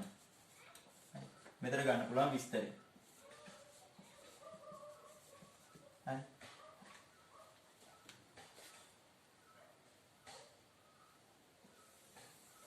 නිෂ්පාදන අංශ ටික සැකසුම් නිම කෙරි. හරි. ඔන්න ඔය අංශ ටික තියෙනවා. හරි. දැන් අපිට මේ පිරිවැයනේ මෙතෙන්ද බෙදලා දෙන්න ඕන. හරිද? එකක් ප්‍රතිපාදනය කරන්න ඕන, දෙවෙනි එක විභාජනය කරන්න ඕන. දැන් උඩින්ම තිබ්බ තොරතුරු ටික බලන්නකෝ. යන්ත්‍රවල අගය, සේවක සංඛ්‍යාව, ශ්‍රම පැය, යන්ත්‍ර පැය, යන්ත්‍ර අශ්ව බල භූමි ප්‍රමාණය. මේවා වියදම් නෙවෙයි නේද? ඒවා අපිට දෙගත් වෙන්නේ නැහැ. ගොඩක් මේ අපිට ඕන මෙතෙන් නම් ඕන වියදම් ටික තමයි කරමු ඕන. හරි ඒක නිසා අපි ඉස්සරම වියදම් ටික බලනවා.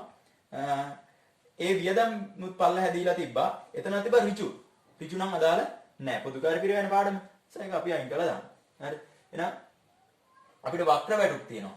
වක්‍ර වැටුප් සැලසුම් අංශයට කොච්චරද? සැකසුම් කොච්චරද? නිම කිරීම කොච්චරද කියලා වෙනම දීලා දෙනවා. අන්න එහෙනම් අපිට අංශත් එක කෙලින්ම හඳුනා ගන්න පුළුවන්. එහෙනම් අය අංශත් එක කෙලින්ම හඳුනා ගන්න පුළුවන් නේ වට තමයි අපි කිව්වේ අපි ප්‍රතිපාදනය කිරීමක් කරනවා.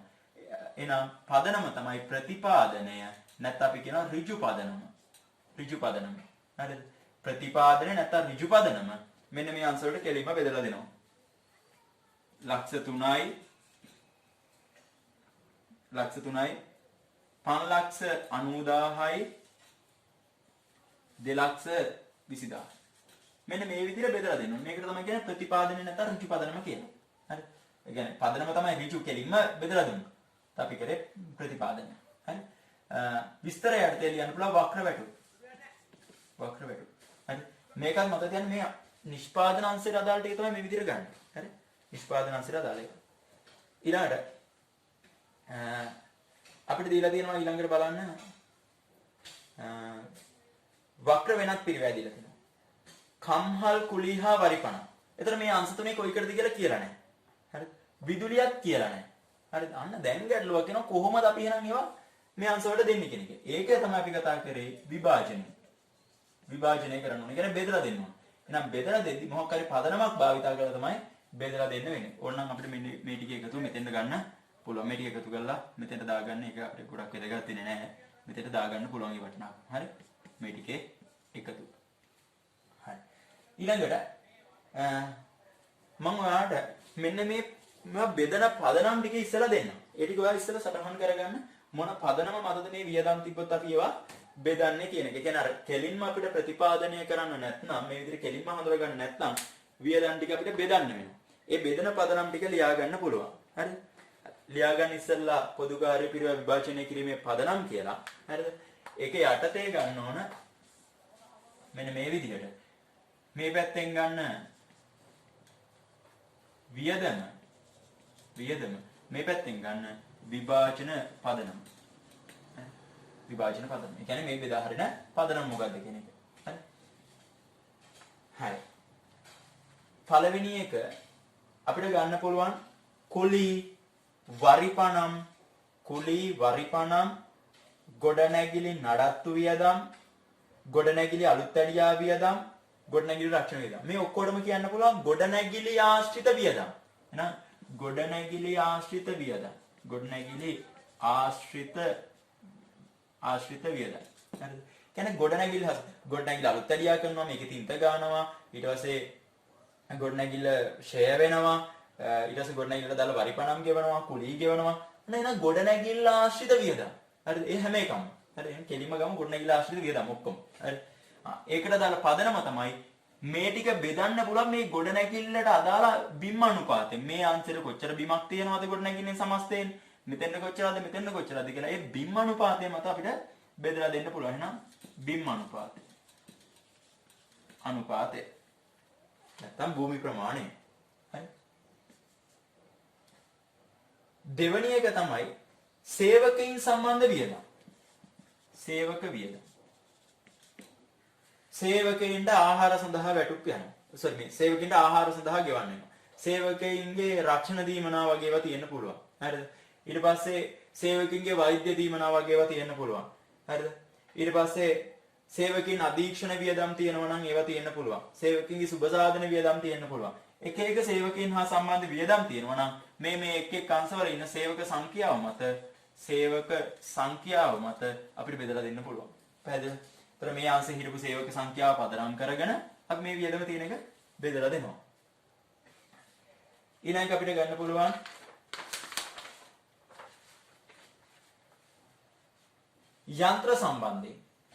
යන්ත්‍ර සම්බන්ධයෙන් වියදම්. යන්ත්‍ර සම්බන්ධ වියදම්. යන්ත්‍ර සම්බන්ධ වියදම්. ඒතර යන්ත්‍ර සම්බන්ධ වියදම් තියෙනවා දැන්. එකක් තමයි යන්ත්‍ර ෂේ වෙනවා. හරිද? එකක් තමයි යන්ත්‍ර ෂේ වීම. දෙවෙනි එක තමයි යන්ත්‍ර ෂේ වෙනවා වගේම යන්ත්‍ර නඩත්තු වියදම් තියෙනවා. හරිද? යන්ත්‍ර නඩත්තු වියදම් තියෙනවා. යන්ත්‍ර ෂේ වීම වෙනවා. ඊට පස්සේ අන්න ඒ හා සම්බන්ධ යන්ත්‍ර රක්ෂණය කරනවා. හරිද? අන්න ඒ වගේ යන්ත්‍ර හා සම්බන්ධ වියදම් තියෙන්න පුළුවන්. ඒතර යන්ත්‍රවල පොත් අගය කියන එක මත බෙදලා දෙන්න පුළුවන්. හරිද? යන්ත්‍ර පොත් අගය. යන්ත්‍ර පොත් අගය. හරිද? ඒ කියන්නේ යන්ත්‍ර හා සම්බන්ධ එකක් යන්ත්‍ර ෂය ටික ඊට පස්සේ යන්ත්‍ර වලට අදාළ රක්ෂණය යන්ත්‍ර වලට අදාළ නඩත්තු වියදම් වගේ ඒවා තියෙනවා නම් යන්ත්‍ර පොත් අගය මත බෙදලා දෙන්න පුළුවන්. හරි? ඊළඟට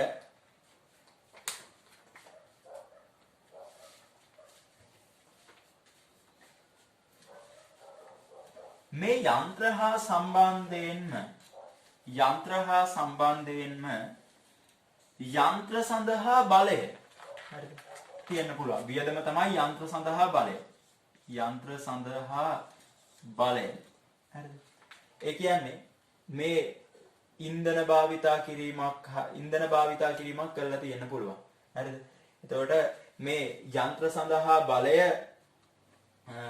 අපි කියමු යන්ත්‍ර සඳහා බලය ගිහිල්ලා තියෙනවා විදුලිය කියලා. යන්ත්‍ර සඳහා බලය විදුලිය. හරිද? එහෙනම් මේ යන්ත්‍ර ක්‍රියාත්මක කරන්න අපි දරලා තියෙන්නේ විදුලිය. විදුලිය දරලා තියෙනවා නම් අපිට බෙදන්න පුළුවන් විදුලි ඒකක ඒ කියන්නේ කිලෝවොට් පැය ගණනින්. ඒ කියන්නේ එක් එක් අංශවල භාවිතා කරපු කිලෝවොට් පැය ගණන තියෙනවානේ. මේ අංශ භාවිතා කරපු විදුලිය මයින්නේ ඒකේ කිලෝවොට් පැය වලින් අපි කතා කරන්නේ. ඒතර එහෙනම් මේ අංශේ භාවිතා කරපු පැය ප්‍රමාණය පදනම් කරගෙන අපිට බෙදලා දෙන්න පුළුවන්.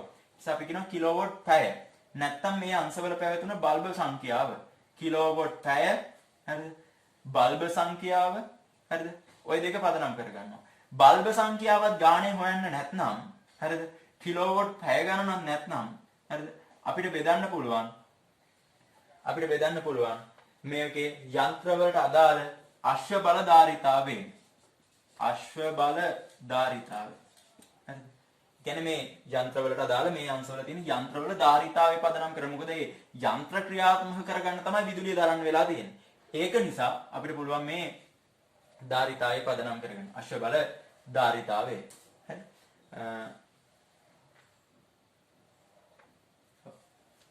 එකක් මම කිව්වා විදුලිය කියන එක අපිට බෙදන්න පුළුවන් බල්බ සංඛ්‍යාව. දැන් මේ යන්ත්‍ර සඳහා කිව්වොත් බල්බ සංඛ්‍යාව කියන එක අපිට ගන්න බෑ. හරිද? මෙතන තියෙන යන්ත්‍ර සඳහානේ. යන්ත්‍ර සඳහා කිව්වොත් බල්බ සංඛ්‍යාව ගන්න එපා. යන්ත්‍ර සඳහා කිව්වොත් ගන්න ඕන දේ තමයි මේ අංශ භාවිතා කරපු මේ කිලෝවොට් පැය ගණන. හරිද? ඊට පස්සේ මෙතන පොඩි වෙනසක් තියෙනවා මේ විදුලිය සාමාන්‍යයෙන් භාවිතා කරන විදුලිය සහ යන්ත්‍ර සඳහා විදුලිය කියන එකේ වෙනසක් තියෙනවා. ඒකයි මම කියන්නේ. යන්ත්‍ර සඳහා විදුලිය කිව්වොත් ගිය පැය ගන්න පදනම් කරගන්නවා. අශ්ව බල ධාරිතාවේ පදනම් කරගන්නවා. මොකද මේ යන්ත්‍ර ක්‍රියාත්මක කරන්න තමයි විදුලිය දරලා තියෙන්නේ. ඒක ගන්නවා. ඊට පස්සේ අපිට ගන්න පුළුවන් මේ යන්ත්‍ර භාවිතා කරපු පැය. හරිද? එහෙනම් දහවන පැය කියලා කියනවා. මේවා දහවණය කරපු මේවා වැඩ කරපු පැය ගන්න. දහවන පැය ගන්න. හරි? මේවා පදනම් කරගෙන බෙදලා දෙන්න පුළුවන්. හරිද? හරි. ඊට පස්සේ තව අපි කියමුකෝ යන්ත්‍ර සඳහා ඉන්ධන තියෙනවා කියලා. යන්ත්‍ර සඳහා ඉන්ධන. ඒතර ඉන්ධන ටික අපිට බෙදලා දෙන්න පුළුවන් මේ මෙන්න මේ අංශයට අදාළව තියෙන ඒ කියන්නේ ඉන්ධන ටික මේවට අදාළව බෙදලා දෙන්න පුළුවන් මේ අංශවලට වෙනම ඕඩර් කරලා තියෙනවා නම් සැපයුම් කරුවන්ගේ බිල් අරගෙන ඒවා මත පදනම් කරලා බෙදලා දීමක් කරන්න පුළුවන්. හරි.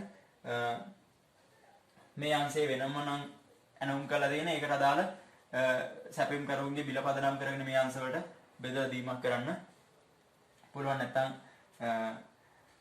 ඉන්ධන කියන එක අපිට ඒකත් බෙදන්න පුළුවන් ඕනනම් අශ්ව බල ධාරිතාවය. ගොඩක් වෙලාවට අපිට ගන්න පුළුවන් මේ අශ්ව බල ධාරිතාවය සහ දහවන පැය කියන එක ඉන්ධන වලට. එහෙනම් යන්ත්‍ර සඳහා ඉන්ධනය කියන එක අපිට ගන්න පුළුවන් විශේෂ පද ඒ කියන්නේ පදනමක් විදිහට අශ්ව බල ධාරිතාවය දහවන පැය ගාන ඊට පස්සේ අපිට ඕන නම් ඊට පස්සේ භාවිතා කරන්න පුළුවන් අර සැපයුම් කරුවන්ගේ බිල් හැම තියෙනවා නම් මේ අංශ වලට වෙන වෙනම හරි අපිට පදනමක් විදිහට අරගෙන බෙදලා දෙන්න පුළුවන්. හරි. ඊළඟට ආලෝකය විදුලිය භාවිතා කරලා තියෙනවා ආලෝකය සඳහා. හරිද?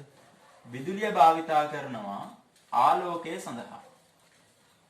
විදුලිය ආලෝකය සඳහා. ආලෝකය සඳහා නම් බල්බ සංඛ්‍යාව කියන එක ගන්න පුළුවන්. බල්බ සංඛ්‍යාව. ආලෝකය කියන එක බල්බ සංඛ්‍යාව ගන්න පුළුවන්. හරිද? ඊට පස්සේ ගන්න පුළුවන් කිලෝවොට් පැය කියලා. කිලෝවොට් පැය වැඩි. හරිද? ඒතර මේ අංශ භාවිතා කරපු කිලෝවොට් පැය ගන්න. ඊට පස්සේ ගන්න පුළුවන් බල්බ සංඛ්‍යාවක් නැත්නම් කිලෝවොට් පැය ගන්න නැත්නම් භූමි ප්‍රමාණය පදනම් කරන් බෙදලා දෙනවා. හරිද? නැත්නම් තමයි භූමි ප්‍රමාණය ගන්න. කිලෝවොට් පැය ගන්නයි බල්බ සංඛ්‍යාව නැත්නම් තමයි භූමි ප්‍රමාණය ගන්න. හරි. ඊට පස්සේ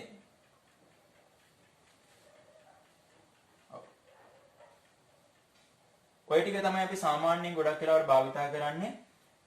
ඊට පස්සේ දැන් සාමාන්‍යයෙන් අපිට අලුතින් වියදම මොකක් හරි දීලා දෙන්න පුළුවන්. එතකොට අපිට අදාළ වෙයි කියලා හිතන පදනම මත අපිට බෙදලා දීමක් කරන්න පුළුවන්.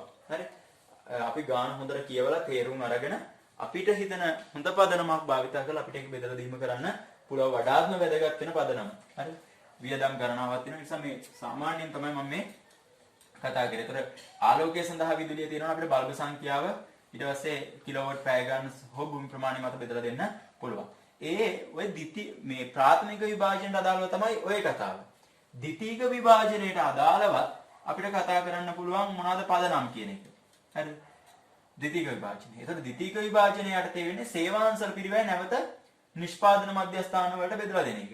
එතනදී භාවිතා කරන පදනම තමයි අපිට තිබ්බා කියමුකෝ ආපන ශාලාව. ඒ ආපන ශාලාව විදි කරන දේ තමයි මෙන්න මේ අංශවල ඉන්න සේවකින්න කැම ලබා දීම. ඒක නිසා ආපන ශාලා පොදු කාර්ය පිරිවැය ආපන ශාලා පොදු කාර්ය පිරිවැය බෙදලා දෙනවා සේවක සංඛ්‍යාව මත. පදනම තමයි සේවක සංඛ්‍යාව. ආපන ශාලා පොදු කාර්ය පිරිවැය බෙදනවා සේවක සංඛ්‍යාව මත. හරිද? ඊට පස්සේ නඩත්තු අංශයක් තියෙනවා කියමුකෝ. ඒ නඩත්තු අංශයේ පොදු කාර්ය පිරිවැය බෙදනවා නඩත්තු අංශයේ පොදු කාර්ය පිරිවැය බෙදනවා නඩත්තු පැය ගන්න. නඩත්තු පැය ගන්න. හෝ වාර ගණන. නඩත්තු පැය ගන්න හෝ වාර ගණන. හරි. ඊට පස්සේ ගබඩාවක් තියෙනවා කියමුකෝ. ගබඩාවක් තියෙනවා නම් ගබඩාවේදී කරන දේ තමයි මෙන්න මේ අංශ වලට අදාළ අමුද්‍රව්‍ය ලබා දීමක් කරන්නේ. ඒතර ගබඩාවෙන් අපි අමුද්‍රව්‍ය ලබා ගන්න නම් අපි සකස් කිරීම කරන මේ එක එක අංශ ද්‍රව්‍ය අධ්‍යාචනා පත්‍රය. නැත්නම් අපි කියනවා ගබඩා අධ්‍යාචනා පත්‍රය. අධ්‍යාචනය කරනවා කියන්නේ ඉල්ලනවා කියන එක. ඉල්ලීම් පත්‍රිකාව නැත්නම් ගබඩා අධ්‍යාචනා පත්‍රය හරහා තමයි මේගොල්ලෝ මේ භාණ්ඩ ඇනුම් කිරීම කරන්නේ ගබඩාවේ. ඒතර එහෙනම් ඒ ගබඩා අධ්‍යාචනා පත්‍ර සංඛ්‍යාව මත අපිට බෙදලා දෙන්න පුළුවන් මෙන්න මේ අංශ වලට. එහෙනම් ගබඩාවේ පිරිවැය බෙදන්නේ ගබඩා අධ්‍යාචනා පත්‍ර සංඛ්‍යාව අනුව. හරිද? ඕවා තමයි සාමාන්‍ය පදනම. හරි? ඒතර මේ පදනම මත සේවාංශ වල පිරිවැය නිෂ්පාදන අංශ වලට බෙදලා දෙන්න පුළුවන්. හරි. අපි ගානක් දෙයක් බලමු. ඒතර අපි ඒ අදාළ පදනම මොනවද කියන එක හඳුනා ගැනීමක් කරමු. හරි. එන්න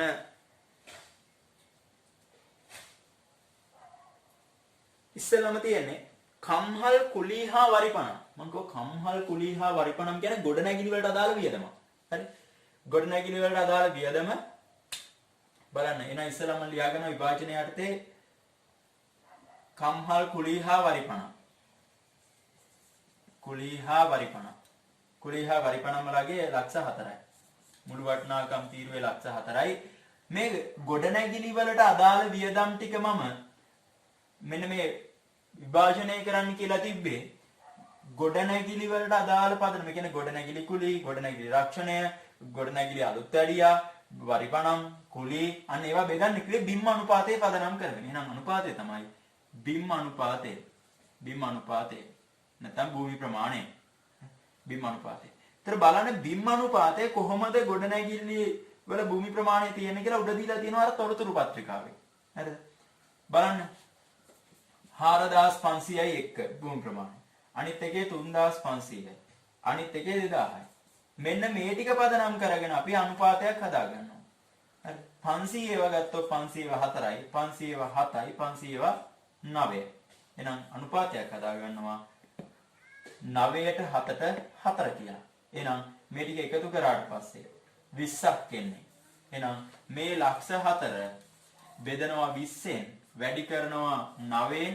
එතකොට එනවා මේ අංශයේ පොදුකාරී පිරිවැය ලක්ෂ 4 බෙදනවා 20ෙන් වැඩි කරනවා 7ෙන්. එතකොට එනවා මේ අංශයේ පොදුකාරී පිරිවැය ලක්ෂ 4 බෙදනවා 20ෙන් වැඩි කරනවා 4ෙන්. එතකොට එනවා මේ අංශයේ පොදුකාරී පිරිවැය. එහෙනම් මෙතන නම් 2යි 20000 ඒවා 9ක් කියන්නේ 1,80,000යි.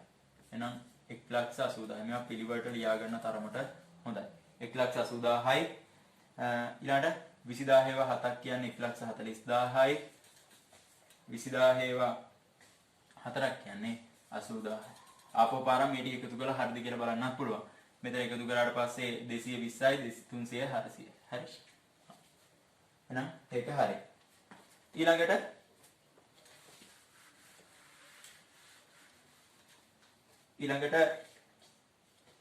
විදුලිය. විදුලිය කියන එක මම කොටස් දෙකක් යටතේ කතා කරා.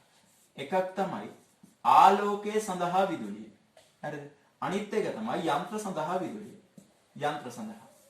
හරිද? ඒතර ආලෝකය සඳහා විදුලිය නම් අපිට ගන්න පුළුවන් බල්බ සංඛ්‍යාව. බල්බ සංඛ්‍යාව. හරිද?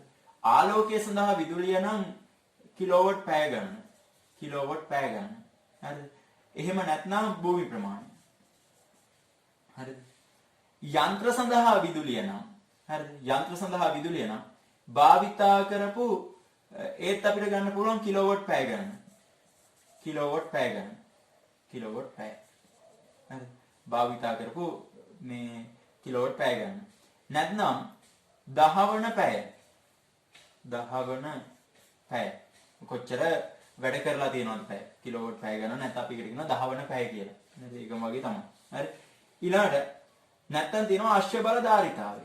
අශ්ව බල ධාරිතාව. මේ යන්ත්‍රවල ධාරිතාවය. ඒ ධාරිතාවයේ පදනම මත තමයි මේ අංශවල පොදුකාරී පිරවේ කොච්චරක් ගියද කියන එක තීරණය වෙන්නේ. නැත්නම් යන්ත්‍ර විදුලිය කොච්චරක් වැය සමහරක් යන්ත්‍ර වලට වැය වෙන්නේ අඩුයිද විදුලිය.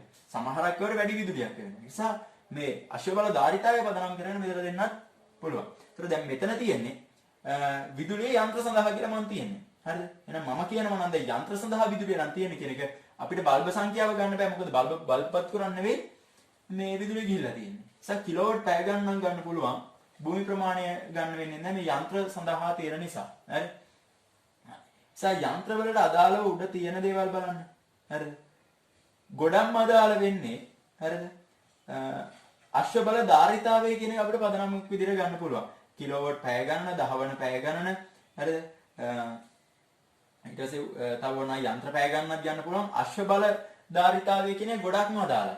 නිසා අපිට අශ්ව බල ධාරිතාවය පදනම් කරගන්න පුළුවන්. හරි. අර ඉස්සෙල්ලා මම මෙන්න මේ බෙදපු අනුපාතය මෙතන ලියන්න ඕනේ. බිම් අනුපාතය කියලා 9ට 7ට 4 කියන එක මෙතන අනිවාර්යෙන් ලියලා පෙන්නන්න ඕනේ. එක්සෑම් පේපරේ ලකුණු දෙනවා මෙන්න මේ ආගයන් වලට. හරි? මම මතකයි ගිය පාර පේපරේ හොය ඉස්සර පාර පේපරේ මෙන්න මේ කාරණා ටික බෙදලා දිනවට එක ලකුණයි මෙතන පදනම සටහන් කිරීමට එක ලකුණක් විදිහට දීලා තිබ්බා. පදනම නැත්තම් ඒ ලකුණ ඔයාලට අහිමි වෙනවා. හරි? ඒතර විදුලිය. එහෙනම් විදුලියේ යන්ත්‍ර සඳහා අපිට බෙදන්න පුළුවන් අශ්ව බල ධාරිතාවයෙන්. අශ්ව බල ධාරිතාවයෙන්. හරි? අශ්ව බල ධාරිතාවය එතකොට අපිට ඒකත් අනුපාතයක් හදාගන්න වෙනවා. අශ්ව බල ධාරිතාවය 30යි 15යි 15යි. හරි? එහෙනම් මේක අනුපාතයක් විදිහට හැදුවොත් 15 2යි 2යි. එහෙනම් 2ට 2ට 1 මේක තමයි අනුපාතය. හරි. පොදු ගැහැරි පිරිවැයවල එකතුව විදුලිය සඳහා 87000යි. 87000 4ෙන් බෙදලා වැඩි කරන්න ඕන දෙකෙන් එකෙන් සහ එකෙන්. හරි. එහෙනම් 87000 බෙදන්න ඕන 4ෙන් වැඩි කරන්න ඕන දෙකෙන් 87000 බෙදනවා 4ෙන් වැඩි කරනවා එකෙන්. ඒ විදිහට දෙකක් ගන්නවා. එහෙනම් 87000 කියන එක අපි බෙදාගමු ඉස්සෙල්ලා 4ෙන්. මේක පාරම බෙදා ගන්න අමාරු නිසා ඔයාලට නැත්නම් මේක සුළු කරන්න පුළුවන්. මෙහෙම සුළු කර ගන්න පුළුවන් මෙතන ඕන. මෙතන සුළු කරාට පස්සේ මෙතන 2යි 87000 බෙදන්න ඕන දෙකෙන්. එහෙනම් 87000 දෙකෙන් බෙදුවට පස්සේ මෙතන එනවා 43750 43750 හරි නේද 43750 ඒවා දෙකක් තමයි 43750 ඒවා දෙකක්. ඒතර මෙතන +500 87000 හරි 43750 හරි. ඒ කියන්නේ 87000 බෙදීම දෙක එන්නේ මෙතන මේක සුළු වුණාට පස්සේ. හරිද? එහෙනම් මේ අංශයට එනවා 43750ක්. 43750. හරි. එතකොට මේ එන්නේ දෙකකගෙන්නේ. එහෙනම් මෙතන එන්න ඕන 4න් බෙදීමක් තමයි මෙතන තියෙන්නේ. එහෙනම් 87000 බෙදන්න ඕන මෙතන 43750 දෙකක් නේද? 87000 නේද මෙතන තියෙන්නේ. 87000 කියන්නේ නම් කීයද? එතකොට මෙතන 2000 කියන්නේ මෙතන ඉන්නේ 40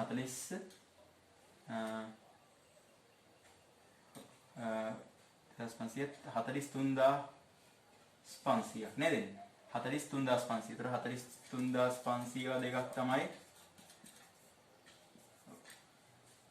87000 ඉන්නේ 43500 දෙකක්. හරි? එහෙනම් මෙතන ඉන්නවා 43500.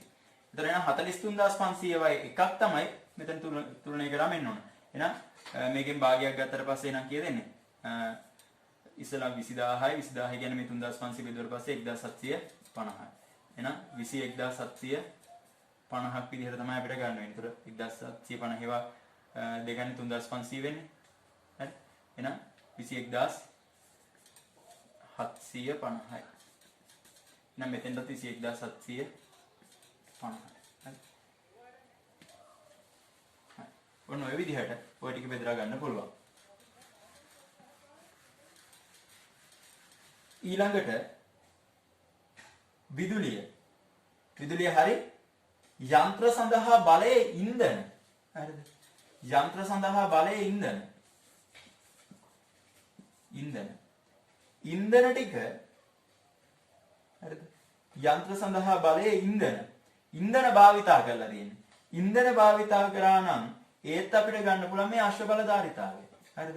ඉන්ධන කොච්චර ගියාද කියන එක ගොඩක් වෙලාවට තීරණය වෙන්නේ කොච්චර ධාරිතාවයක් තියනවද කියන එක යන්ත්‍රේ. යන්ත්‍ර අශ්ව බලධාරිතාවයෙන් එකක් බෙදන්න පුළුවන්. ඒ කියන්නේ 2ට 1ට 1 කියන අනුපාතය. හරි? එහෙනම් එතන ගිහිල්ලා තියෙනවා 450000. හරි? 450000. එහෙනම් 450000 බෙදීම 4 වැඩි කිරීම 2කින් එනවා එක අංශයකට ගිය ප්‍රමාණය. අනිත් අංශෙත් ගන්න වෙනවා 450000 බෙදීම 4 වැඩි කිරීම 1කින්. හරි? නම් මෙතන තුලණය කරාම 2යි 225යි. නම් මේ අංශයට එනවා 225ක්. මේ අංශයට එනවා මේකෙන් භාගය කියන්නේ 112යිද 112500. මෙතන තියෙනවා 112500. හරි? ඒ විදිහට බෙදා ගන්න පුළුවන්. හරි? ඒතර ඔය බෙදුවේ ඉන්ධන භාවිතා කරන්නේ ගොඩක් වෙලාවට මේ ධාරිතාවයේ අනුව තමයි ඉන්ධන කොච්චර භාවිතා කරාද කියන එක තීරණය වෙන්නේ. විදුලිය කොච්චරද භාවිතා කරා කියන එක යන්ත්‍ර සඳහානේ. ඒක තීරණය වෙන්නේ මේ ධාරිතාවයේ මත යන්ත්‍රය. හරි? ගොඩක්ම අදාළ වෙන්නේ මේ අශ්ව බලධාරිතාවය කියන එක. ඊළඟට ෂෙයා වීම. ෂෙයා ටික ගන්න පුළුවන් ෂෙයා වීම. ෂෙයා කරන්න අපිට අදාළ කර ගන්න පුළුවන් යන්ත්‍රවල පොත් අගය. පොත් වගේ පදනම් කරගන්න පුළුවන්. උඩින් තියෙනවා 625යි 75යි 300යි. මේක පදනමක් විදිහට ගන්න පුළුවන්. හරිද? එහෙනම් මේක පදනමක් විදිහට ගන්න පුළුවන් 75 වණන් 1යි 75 වණන් 4යි. හරි? 75 වණන් 4යි 75 වණන් 8යි 9යි. හරි? ඒ කියන්නේ මේ ටික එකතුව 14ක් නේද එන්නේ? හරි නේද? 75 වණන් 1යි 75 වා 300ට තියෙන 150 කියන්නේ 4යි. හරි? 75න් බෙදෙන්නේ නැහැ නේද? මේ ඔක්කොම බෙදනවා 25න්. 25 වණන් 3යි. 25 වණන් 100ට නම් 4යි. 100ට 4යි කියන්නේ 300ට නම් 12යි. නේද? 600ට නම් 20යි නම් 25යි. ඒ කියන්නේ එහෙනම් මේ ටික එකතුව මෙතන එනවා 15යි 40යි. හරි? එහෙනම් අපිට ගන්න පුළුවන් මේ විදිහට 25යි 3යි 12යි. හරි? එහෙනම් ෂෙයා සඳහා ගිය වියදම ෂෙයා සඳහා ගිහිල්ලා තියෙනවා 3,50,000. 3,50,000 බෙදන්න ඕන 40න්. 3,50,000 බෙදීම 40. වැඩි කිරීම 25. ඒකෙන් ගන්න පුළුවන් පළවෙනි අංශය. 3,50,000 බෙදීම 40. වැඩි කිරීම 3 එක අංශයක. 3,50,000 බෙදීම 40 වැඩි කිරීම 12 අනිත් අංශය. හරි. එහෙනම් මේවා පහෙන් බෙදනවා. පහේ වණන් 5යි පහේ වණන් 8යි. හරි. එහෙනම් මේ ටික වැඩි කරලා මෙතන හොයාගන්න පුළුවන්. මෙතන ගන්න මේ ටික වැඩි කරාට පස්සේ 25න් 5 දෙකක් ඉතුරුයි. 15යි 17යි. 1,75,000 බෙදන්න 17 ලක්ෂ බෙදන්න උන 8. හරි. 8න් බෙදුවට පස්සේ අපිට 8න් බෙදන්න පුළුවන් 8 වණන් 2යි 16යි 16යි ඒතර 1යි 15ට නම් 1යි ඒතකොට ඉතුරුයි 7ක් ඒතර එනවා 70ට නම් 70ට නම් තියෙනවා කීයද 64ට නම් 8යි 64යි 40ට නම් 5යි. හරි. එහෙනම් අපිට එනවා 2,18,500ක්. හරි. 2,18,500ක්. බලන්න හරිද කියලා මම මේ ටක් ගාලා මේ විදිහට ගණනය කරලා යන්න මම හදන්න ඕන නිසා 2,18,500යි. ඊට පස්සේ නම් මේ ටික තුලනය කරගන්න පුළුවන්. මෙතන බිඳුවක් කපලා දාන්න පුළුවන්. එතකොට මෙතන එනවා 3යි 15න් 5 එකක් ඉතුරුයි 9යි 1යි 10යි. හරි මේක බෙදෙන්න ඕන 4ෙන්. 4ෙන් කියන්නේ ලක්ෂය බෙදන්න ඕන ලක්ෂ 4ෙන් කියන්නේ මෙතන එනවා 25000යි. ඒතර 5000 බෙදීම 4 කියන්නේ 1250යි. ඒ කියන්නේ 26250ක් එනවා. හරි 26250. 26250. හරි ඊට පස්සේ මෙතන බෙදන්න පුළුවන් අපිට මේ බිඳුව මේ ඔක්කොම දෙකෙන් නම් බෙදනවා මේ දෙකෙන් මෙතන දාන්න පුළුවන් දෙකෙන් බෙදුවොත් එම නම් 2/6යි 2/20යි තවත් ඕනනම් බෙදන්න පුළුවන් මේවා 4ෙන් බෙදනවා මේ දෙක ඉස්සෙල්ලා අපිට බෙදන්න පුළුවන් 4ෙන් බෙදුවා කියන්නේ 4 වණන් 3යි 4 වණන් 10යි හරි 10 එහෙනම් අපිට පුළුවන් මේ ටික 3ෙන් වැඩි කරලා යන්න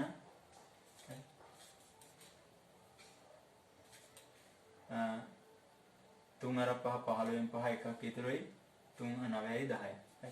මේ ඔක්කොම 10න් බෙදන්න ඕනේ. ඒතර එන්නේ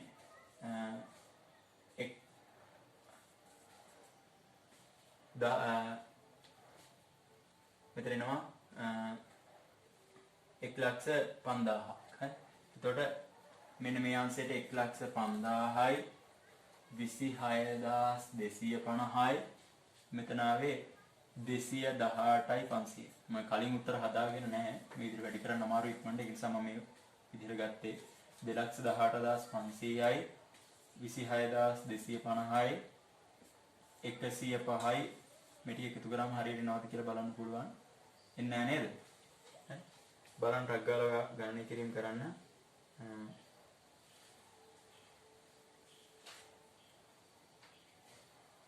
බලන්න 3,50,000 බෙදන්න ඕනි 40න් වැඩි කරන්න ඕනි 25න්. එතන මෙතනගේ හරිය 2,18,750යි. මෙතන එනවා 3,50,000 බෙදන්න ඕනි 40න් වැඩි කරන්න ඕන 3න්. එතන 26,250 හරිය. ඊට පස්සේ 3,50,000 බෙදන්න ඕන 40න් වැඩි කරන්න ඕන 12න්. මෙතන 105ත් හරිය. හරි. මේ ටික එකතුව හරිය. මෙතන මම මේවා කරද්දි වැරදිලා තියෙනවා. 18,500 හරිය. 26,250 හරිය. මේ ටික එකතුව හරිය නේද 40. හරි නේද? හරි. 3 ලක්ෂ අපිට තිබ්බ භූමි ප්‍රමාණය බලන්න.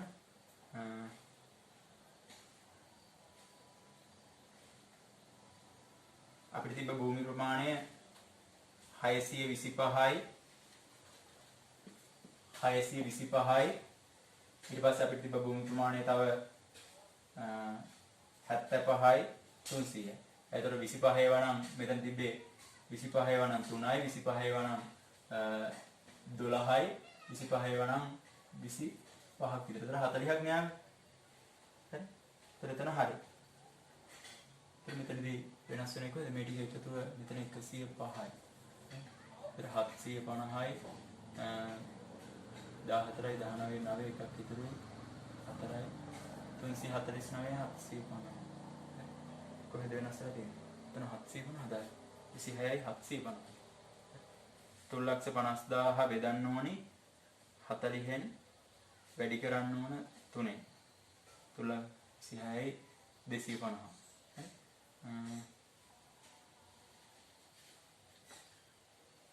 3,50,000 බෙදන්න ඕනි 40න් වැඩි කරන්න ඕන 25යි. මෙතන එන්න ඕන 2,18,750. මෙතන එන්න 750. එතකොට හරි. මෙතන ඉන්නේ 18,750. හරි. එතකොට එනවා 3,50,000. මේක හරියටම එකතු වෙන්න ඕන. 2,18,750. හරි. මම කලින් උත්තර හදාගෙන නැහැ ඒකයි ඈ. හරි. ඊළඟට අපිට බලන්න පුළුවන් සේවකයන් සඳහා ආහාර ටික බෙදලා දෙන්න පුළුවන්. ආහාර ටික බෙදලා දෙන්න පුළුවන් මේ සේවක සංඛ්‍යාව මත. සේවක සංඛ්‍යාව අපිට එතන අනුපාතයක් ගන්න පුළුවන්. සේවක සංඛ්‍යාව ඉන්නවා බලන්න. සේවක සංඛ්‍යාව දීලා තියෙනවා 125යි 150යි. සේවක සංඛ්‍යාව 50යි. හරි. එතකොට 25න් මේවා බෙදෙනවා. 25 ඒවා නම් 2යි 25 ඒවා නම් 6යි 25 ඒවා නම් 5යි. හරි. එහෙනම් මෙන්න මේ විදිහට අනුපාතයක් ගන්න පුළුවන්. 7යි 6යි කියන්නේ 13ක් විදිහට. හරි. එහෙනම් පොදුකාරය පිළිම මොන දීලා තියෙන 169ක් කියලා සමස්තගේ 169යි. හරි. අනුපාතය ගන්න පුළුවන් 5ට 6ට 2. හරි. එහෙනම් 1,69,000 13න් බෙදලා වැඩි කරන්න ඕනි. හරි. 13න් බෙදලා වැඩි කරන්න ඕනි 5. හරි. 13 ඒවා නම් 13යි. 13,000 ඒවා 5. එහෙනම් 0.3යි 3 5 15න් 5 එකක් ඉතුරුයි. 5 1යි 65,000යි. දැන් ඔයාගේ එක්සෑම් පේපරේ මේ විදිහට බෙදෙන්න දෙනවා සංඛ්‍යා ඈ. හරි. නැත්නම් අපිට මේ වෘත්තීමය විභාගවලදී විතරයි සාමාන්‍යයෙන් කැල් භාවිතා කරන්න දෙන්නේ. සමහරක් වෙලාවට සොස්පෙළ විභාග වලට දෙන කතාවක් කියනවා. තාම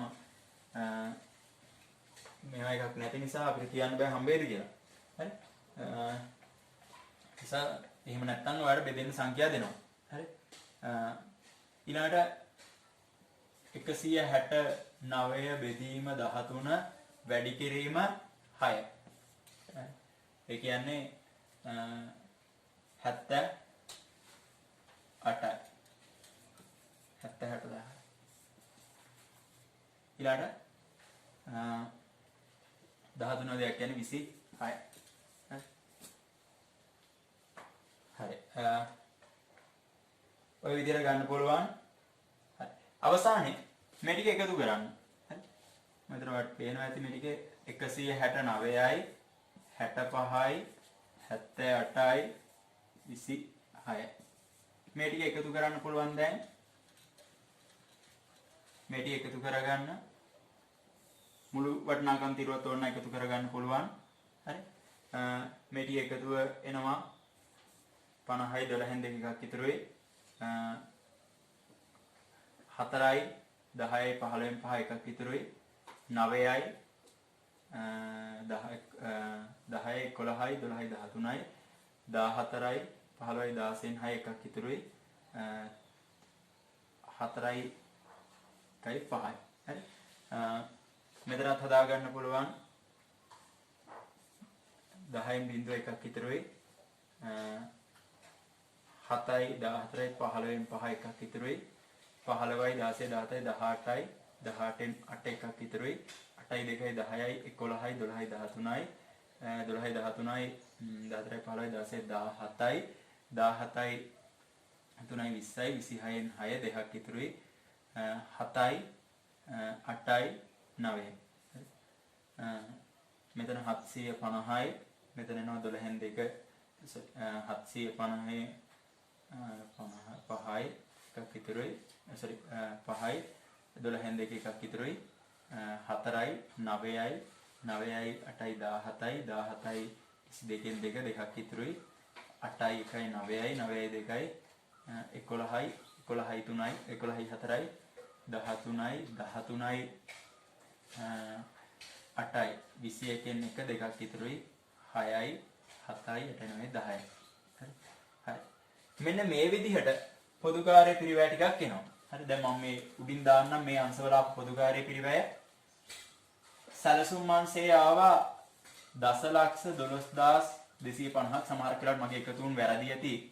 ඔයා චුට්ටක් ඒක බලන්න හරියටම එකතු කරගන්න. හරි. 968යි 500 ඊළඟ අංශයේ 565යි 250. හරි. සමහර වෙලාවට මම එකතු කරලා දික්මන්ට එකතු කරු නිසා වරදින්නත් ඉඩ ඇති. හරි. හරි. ඊළඟට දැන් අපිට කියන්නේ මෙන්න මේ සැලසුම් අංශය තියෙනවනේ. සැලසුම් අංශය මම කියන්නේ දැන් මේ පොදු කාර්ය පිළිවෙල මේ අංශය තියෙනවා භාණ්ඩයකට අන්තර් එකතු කරන්න ඕන කියලා. දැන් අපි කියමු මේ ව්‍යාපාර ආයතනයේ A සහ B කියන භාණ්ඩ දෙකම හදනවා කියලා. ඒතර මේ භාණ්ඩ දෙකම මේ අංශ හරහා තුන හරහාම යනවනම් මේ අංශයෙන් A භාණ්ඩයට කොච්චරද B භාණ්ඩයට කොච්චරද කියලා හොයන්න වෙනවා. ඊට පස්සේ මේ අංශයෙන් A B කොච්චරක් කීයද කියන එක හොයන්නවා. C නිමම් අංශයෙන් කොච්චර කීයද කියන එක හොයන්නත් ඕන. සමහර වෙලාවට දැන් මම මෙහෙම කිව්වොත් සැලසුම් අංශයේ වැඩිපුරම A භාණ්ඩය තමයි ගොඩක් වෙලාවට A භාණ්ඩයෙන් 75%ක්ම නිම වෙන්නේ මෙන්න මේ නිෂ්පාදන අංශයෙන්. මේකෙන් 100ට ඒ කියන්නේ සැලසුම් අංශයෙන් 12යි. 13ක් නිමම් කිරීම. අනිත් භාණ්ඩේ මේ B භාණ්ඩේ 35ක් මෙන්න මේ A අංශේ. ඒතකොට ඒ කියන්නේ මේ සැලසුම් අංශේ ඊළඟ 45ක් ඊළඟ අංශේ. ඔය විදිහට තියෙන්නේ. එතකොට දැන් මේ පොදු කාර්ය පිළිවෙල දැන් වැඩිපුර ඒ කියන්නේ මේ භාණ්ඩයට අදාළව ගොඩ ප්‍රමාණයක් ඒ කියන්නේ මේ භාණ්ඩයෙන් ගොඩක්ම නිම කිරීමට දායක වෙලා තියෙන මේ අංශේ. ඒතර මේ භාණ්ඩෙත් ඒ කියන භාණ්ඩේ හදන්නත් ගොඩක්ම දායක වෙලා තියෙන මේ අංශේ. ඒතර මේ පොදු කාර්ය පිළිවෙල මේ භාණ්ඩ දෙකට කොහොම හරි බෙදලා දෙන්න. ඒ බෙදලා දෙන්න තමයි මේ අන්තර්ගහන අනුපාත අපි ගණනය කිරීමක් කරන්නේ. ඒතර අන්තර්ගහන අනුපාතය දැන් මෙතනදී මේ අංශයේ 70 අපි කතා කරන්නේ මේ පළවෙනි අංශේ 75ක නිම කිරීමක් වෙලා තියෙනවා. ඒතර 35ක නිම කිරීමක් වෙලා තියෙනවා B වල. ඒතර නම් මේ අංශය තමයි ලොකුම දායකත්වයක් වෙලා තියෙන්නේ. ඒතර මේ දායකත්වය එක්ක දායක වෙලා තියෙන මේගොල්ලෝ ඍජු ශ්‍රම විදිහට. හරිද?